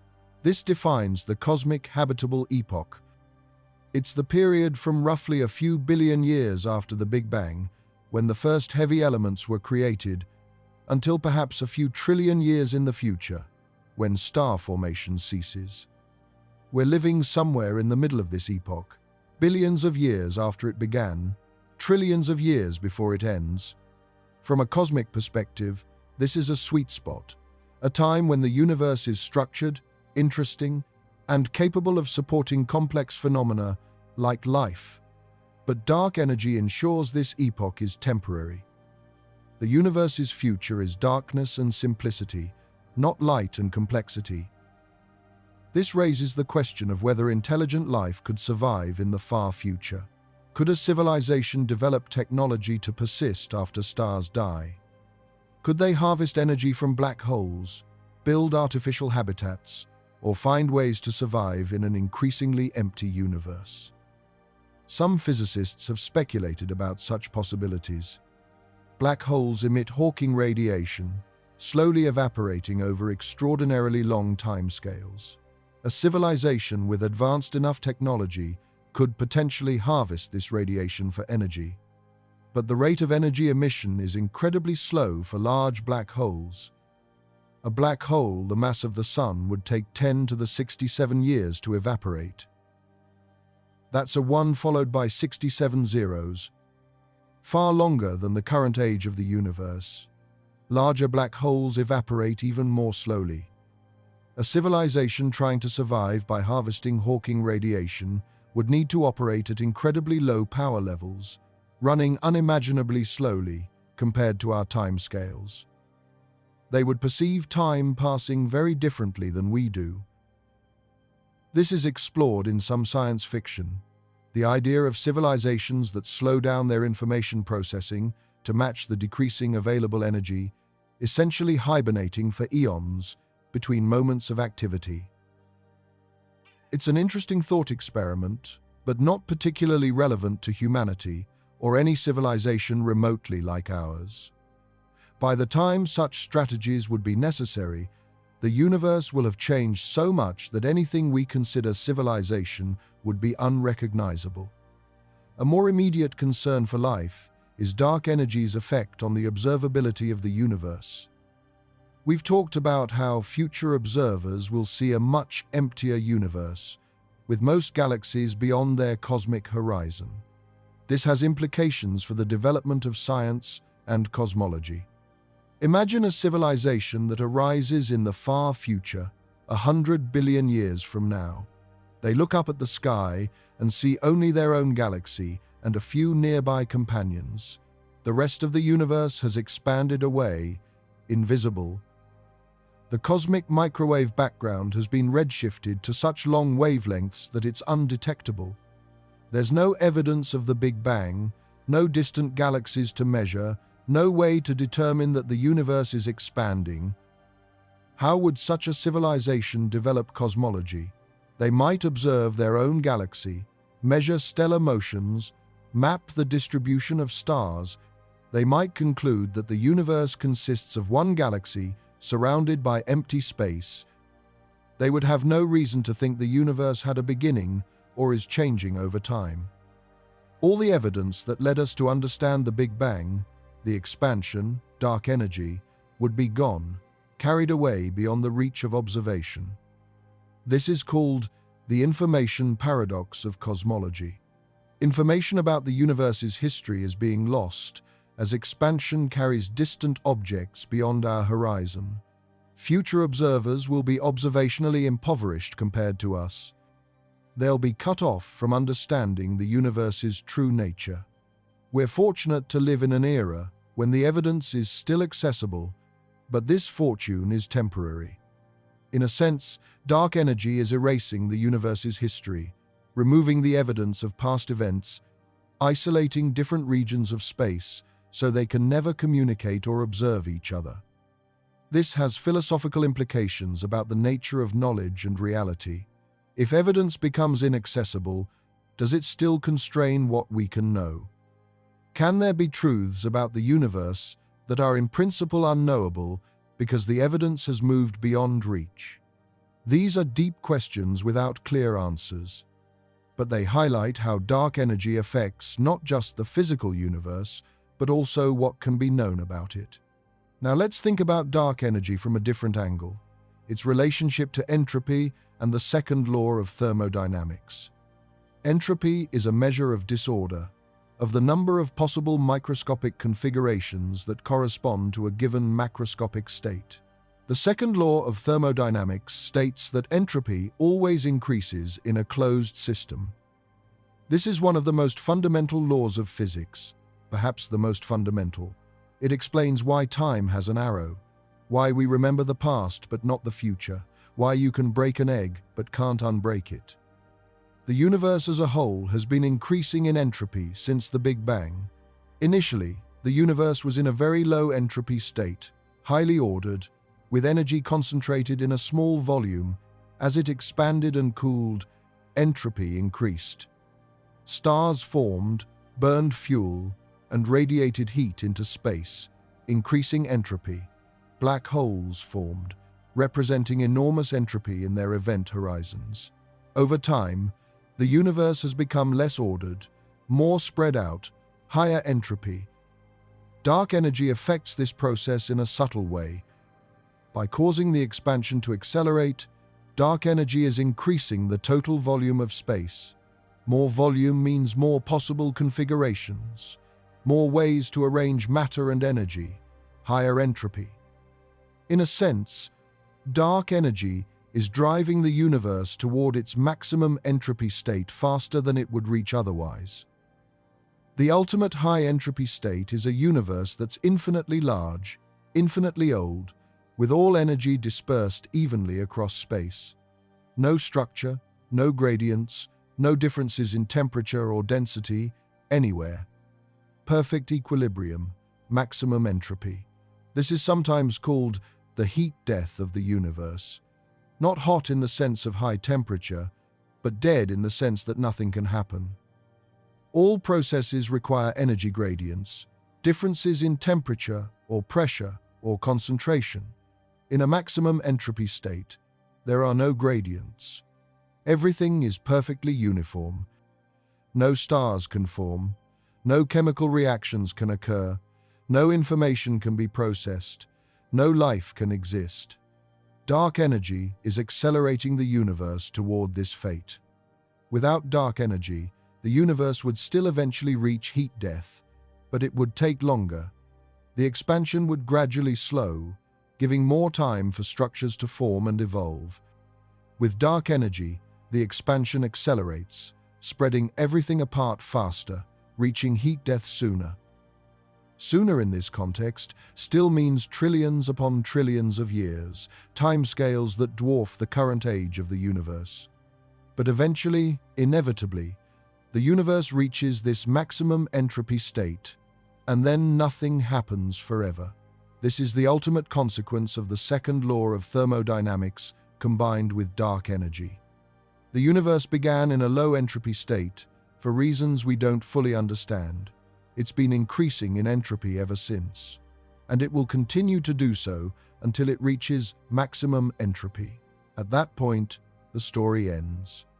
Not with a dramatic event, not with a collapse or explosion, but with a whimper.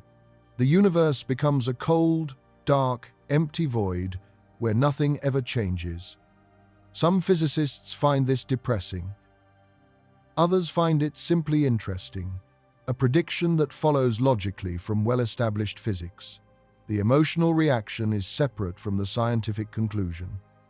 One question this raises is whether the universe could have regions that are already at maximum entropy, places where heat death has already occurred locally, even though the universe as a whole is still evolving.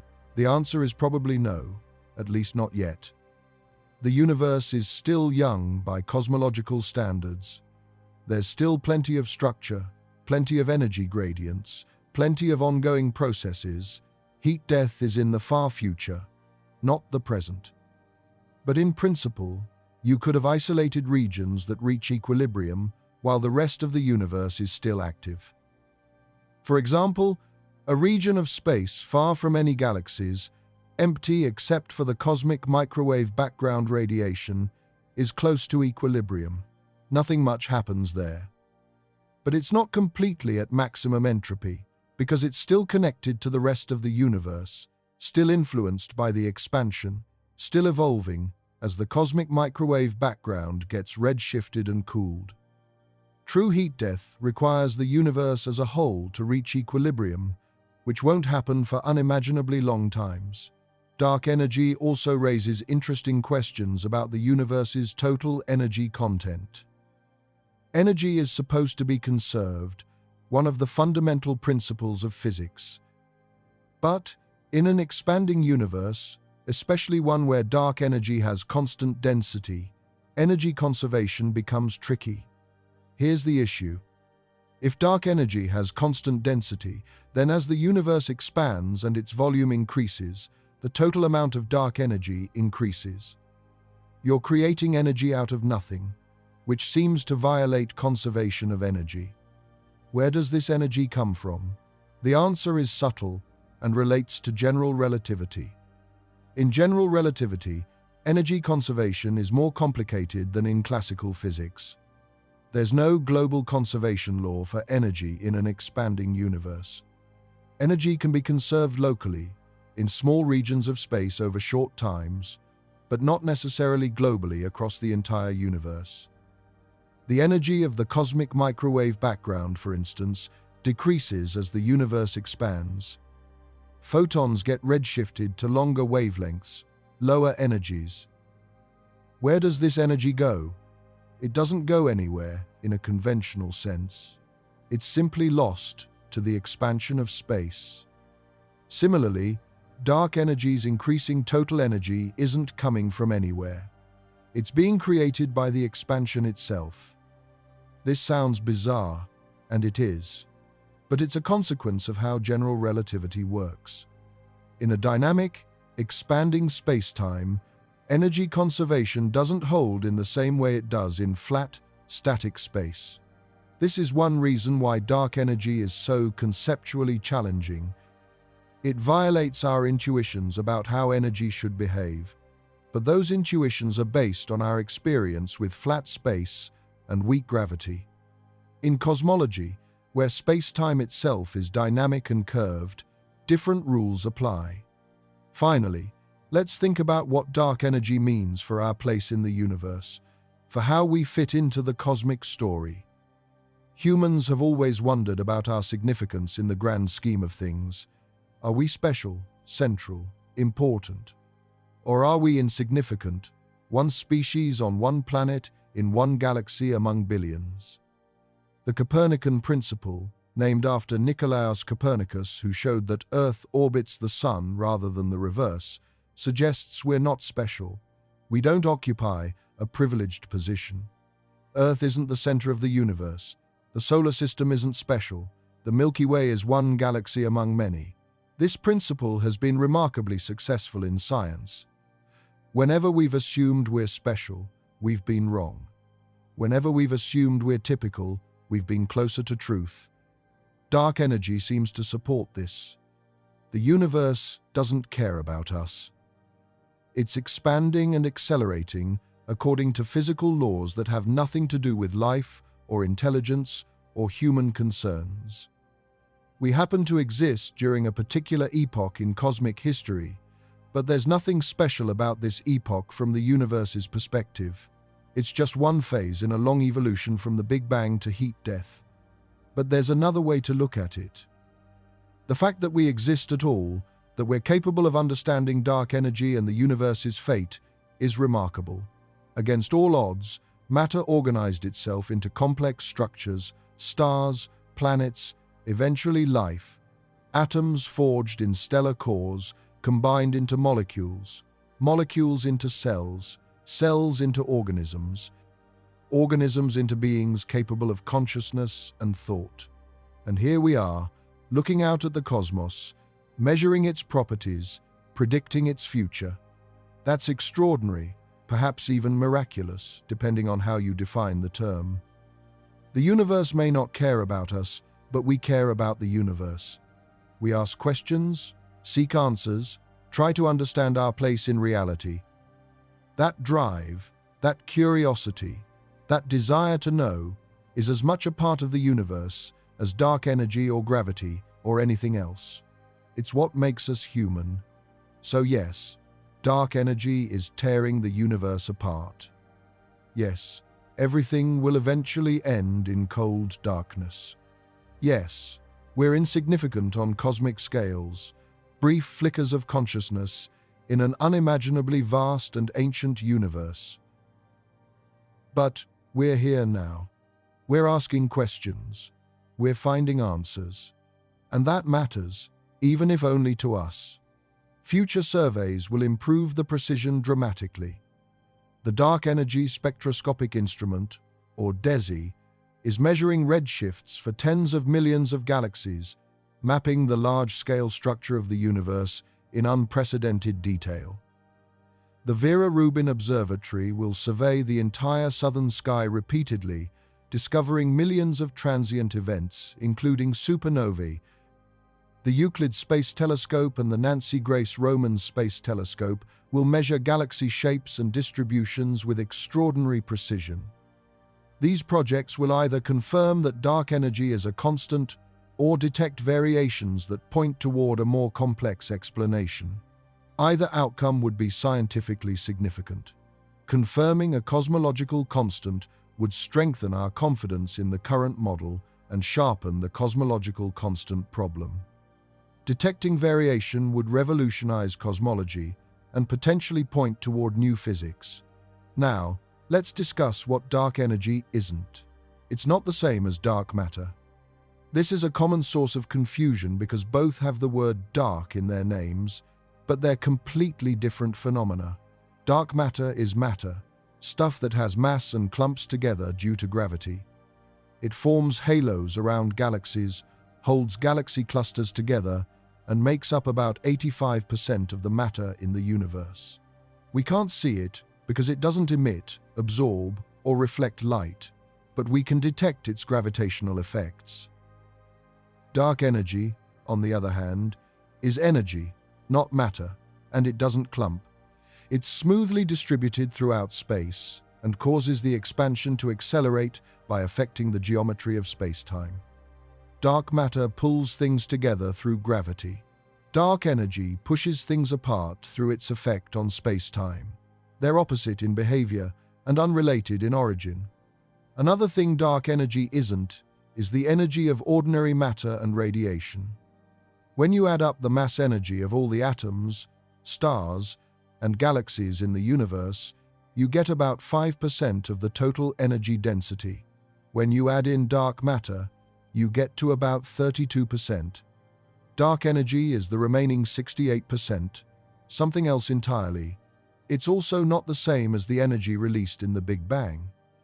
The Big Bang wasn't an explosion that released energy into pre-existing space. It was the beginning of space itself, the start of the expansion. Dark energy is a property of space that affects how it expands now, billions of years later. Finally, dark energy doesn't affect objects on small scales. The gravitational binding of the solar system, the electromagnetic forces holding atoms together, the nuclear forces inside atoms. All of these are far stronger than dark energy's influence on small scales.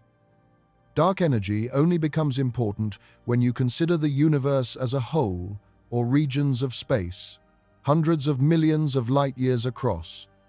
On the scale of the solar system, or even the Milky Way galaxy, dark energy's effects are negligible. But on cosmological scales, it dominates everything. Let's consider the philosophical implications of dark energy. For most of human history, the universe was thought to be eternal and unchanging, a stage on which events unfolded but which itself remained fixed. The discovery of the Big Bang changed this, revealing that the universe has a history, a beginning, and an evolution. The discovery of dark energy adds another layer, revealing that the universe has a fate, a direction, an ultimate destination, and that destination is cold, dark, and empty. This is unsettling. We're used to thinking of the universe as a place of possibility, of endless stars and galaxies, of potential for exploration and discovery. Dark energy tells us that this is temporary. The universe's richness, its structure, its complexity, all of it is a brief phase in a much longer story. In the beginning, there was the Big Bang, a hot, dense state that expanded and cooled. In the current era, there are galaxies, stars, planets, and life. In the end, there will be darkness and isolation. This raises questions about meaning and purpose. If the universe is headed toward an empty, cold state where nothing can exist, does anything we do matter? If all structure, all complexity, all life is temporary, fleeting compared to the infinite darkness that awaits, what's the point? These are philosophical questions, not scientific ones, and different people will answer them differently. Some find the universe's ultimate fate depressing, a cosmic pessimism that undercuts meaning. Others find it liberating, a reminder to cherish the time we have, to value the improbable complexity of existence while it lasts. From a scientific perspective, the universe's fate is simply a consequence of its properties. Dark energy exists, the expansion is accelerating, and certain outcomes follow from that. Science describes what is, not what should be, or what we wish were true. But humans inevitably attach significance to scientific discoveries, especially ones as fundamental as the nature and fate of the universe. It's worth noting that the timescales involved are almost incomprehensibly long. The universe is currently 13.8 billion years old. The acceleration due to dark energy has only been dominant for the last 5 billion years or so. The isolation of the local group, when all other galaxies have disappeared from view, will take another 100 billion years. The decay of stars and the end of star formation won't happen for trillions of years. The evaporation of black holes through Hawking radiation, the final dissipation of structure, will take 10 to the power of 100 years. That's a 1 followed by 100 zeros, a Google years. A timescale so long that the age of the universe so far is essentially zero in comparison. Humanity has existed for a few 100,000 years. Civilization for a few thousand years.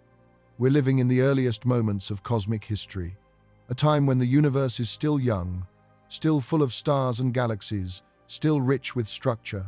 By the time the universe reaches its final dark, cold state, humanity will have been gone for so long that our entire existence will be less than a rounding error in the cosmic timeline.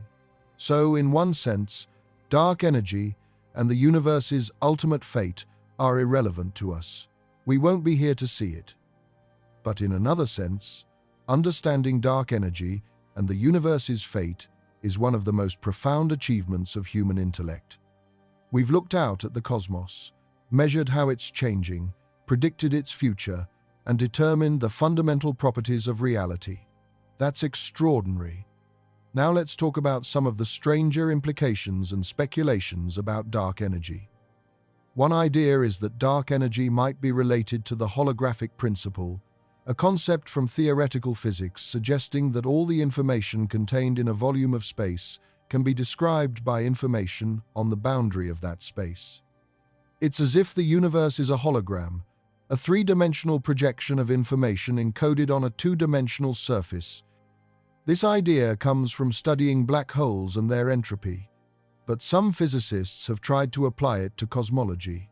If the universe is holographic, dark energy might be related to the information content of the cosmic horizon, the boundary beyond which we can't observe anything. As the universe expands and accelerates, this horizon shifts, changing the amount of information it can contain. Maybe dark energy is a consequence of this holographic structure. This is highly speculative, and there's no experimental evidence for it, but it's an example of how physicists are trying to connect dark energy to other deep mysteries in theoretical physics. Another speculation involves the multiverse. If our universe is just one of many, each with different properties, maybe dark energy's value is random, varying from universe to universe. In most universes, dark energy might be much stronger or much weaker or even negative. Only in universes with a value similar to ours would galaxies, stars, and life be possible. We observe the value we do not because it's special or because there's a deep reason for it, but because we happen to exist in a universe where it has that value. This is an anthropic explanation, controversial because it doesn't predict the value of dark energy. It only explains why we observe a value compatible with our existence. It's untestable in the usual sense because we can't observe other universes, but some versions of multiverse theory make predictions about the statistical distribution of properties like dark energy, predictions that might be testable indirectly. There's also the possibility that dark energy is an illusion, an artifact of how we're interpreting the data. Maybe the universe isn't actually homogeneous, the same everywhere on large scales as we assume. Maybe we happen to live in a region that's less dense than average, and light traveling to us from distant galaxies is affected by the structure it passes through in ways that mimic acceleration. This is called the void hypothesis, the idea that we're in a large, underdense region and observing the universe from an atypical location.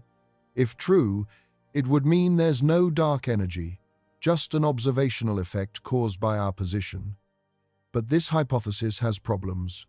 The cosmic microwave background, the light from the early universe, also shows evidence for dark energy, and observations from many different directions all point to the same conclusion.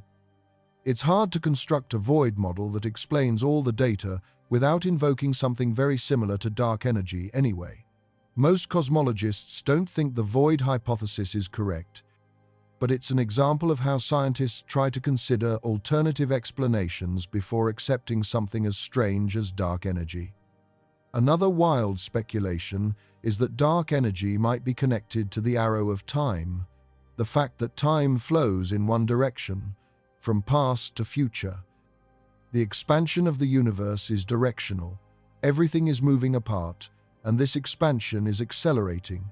Maybe the acceleration is related to why time has a direction, why entropy increases, why we remember the past, but not the future. This is extremely speculative, and there's no worked-out theory connecting these ideas, but it's the kind of deep question that dark energy raises. Why does the universe have this property? Is it connected to other fundamental features of reality? Or is it just a brute fact, something that is the way it is for no deeper reason? We don't know. Finally, let's consider what would happen if dark energy suddenly changed. What if its density increased dramatically or decreased to zero? If dark energy suddenly became much stronger, the expansion would accelerate rapidly. Galaxy clusters would dissolve, galaxies would be torn apart, solar systems would fly apart, and eventually, atoms would be ripped to pieces. The Big Rip would happen not in trillions of years, but in a much shorter time, perhaps millions or even thousands of years. There's no indication this is happening, but it's a possibility if dark energy is a dynamic field that can change quickly. If dark energy suddenly disappeared, the expansion would stop accelerating and gravity would take over. The universe would eventually stop expanding and begin to contract. Over billions of years, everything would collapse back toward a big crunch. Again, there's no evidence this will happen, but if dark energy is dynamic, it could conceivably decay or transform into something else. Current observations show dark energy behaving consistently with a cosmological constant, unchanging over billions of years. But we've only been measuring it for a couple of decades. Cosmic timescales are much longer. It's possible, though unlikely, that dark energy could change in ways we haven't detected yet. This is why ongoing observations are so important. By monitoring the universe's expansion with increasing precision, astronomers can detect any variation in dark energy's behavior and distinguish between different theoretical models. Let's bring this back to the human scale and talk about what dark energy means for us now. On a practical level, dark energy doesn't affect our daily lives at all.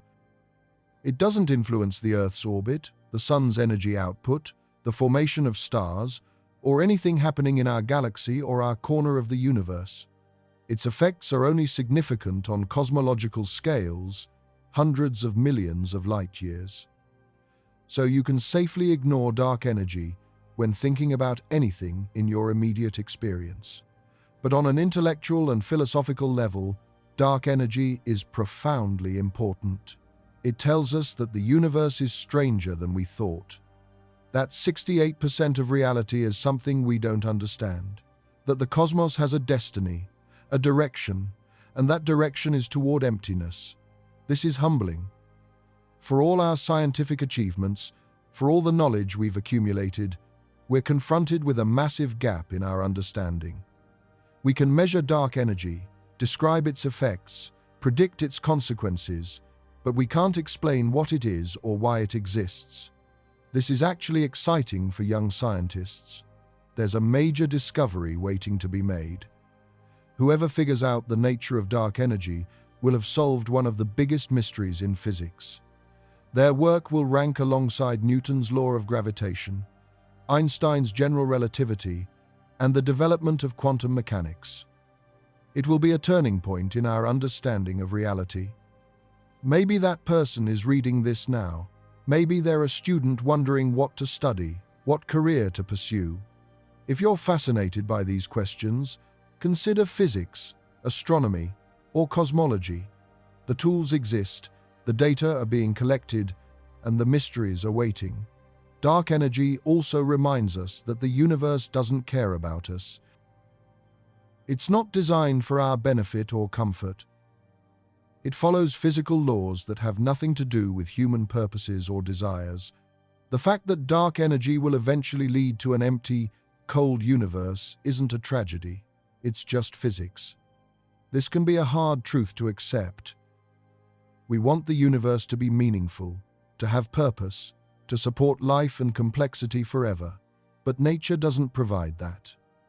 Meaning and purpose, if they exist, are things we create, not things we discover in the fabric of space-time. At the same time, the universe is astonishing. The fact that it exists at all, that it's comprehensible, that we've been able to figure out as much as we have, is remarkable. We live in a universe that's old enough and structured enough for complexity to arise. Stars have formed, fused elements, exploded, seeded space with heavy elements necessary for planets and life. Galaxies have assembled, creating environments where billions of solar systems can exist. And somehow, on at least one planet, matter has become conscious, aware of itself, capable of looking out at the cosmos and asking questions. That's extraordinary, and it's happening now, in this brief window of cosmic history, when the universe is still rich and full of stars. Dark energy ensures this window is temporary, but it doesn't diminish the wonder of being here to experience it. As we close, let's recap what we've learned. Dark energy is the dominant component of the universe, making up 68% of all energy and matter. It was discovered in 1998 through observations of distant supernovae, which revealed that the universe's expansion is accelerating. This acceleration is causing distant galaxies to recede from us faster and faster, and eventually they'll disappear beyond our cosmic horizon. Dark energy is most likely a property of space itself, the energy density of the vacuum, consistent with Einstein's cosmological constant. But we don't understand why it has the value it does, and we can't calculate it from first principles. If dark energy remains constant, the universe will expand forever, becoming increasingly cold, dark, and empty. In the far future, only our local group of galaxies will remain visible, and eventually even stars will burn out, leaving nothing but darkness. This fate is billions and trillions of years away, far beyond any timescale relevant to humanity.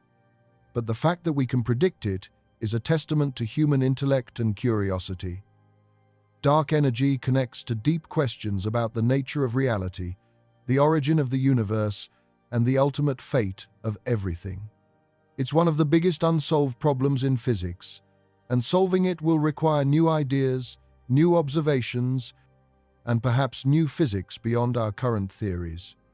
For now, we live in a universe that's expanding and accelerating, driven by a force we've barely begun to understand. It's a universe that's mysterious, beautiful, and fleeting, and we're fortunate enough to be here, asking questions, seeking answers, and marveling at the cosmos. The universe is being torn apart by dark energy, slowly but inexorably.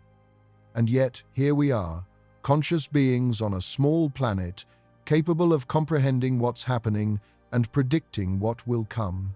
That's the real miracle, not that the universe exists, but that we've been able to figure it out. Dark energy is tearing the universe apart. But it hasn't stopped us from understanding it. And that understanding, that ability to look at the cosmos and grasp its fundamental nature, is what makes us human. It's what makes this brief moment in cosmic history, when stars shine and galaxies fill the sky, worth celebrating. Because even though the universe is headed toward darkness, we're here now, in the light, asking questions and finding answers. And that's enough. Thank you for staying with me through this long journey into one of the deepest mysteries in all of science. Dark energy is still out there, still accelerating the expansion, still dominating the universe. But now you understand what it is, how we discovered it, and what it means for the ultimate fate of everything. The universe won't last forever. But our understanding of it, our ability to comprehend something so vast and so strange, that's a triumph that transcends any cosmic timeline. The force tearing the universe apart has been measured, quantified, and understood, at least partially. And that understanding is one of humanity's greatest achievements.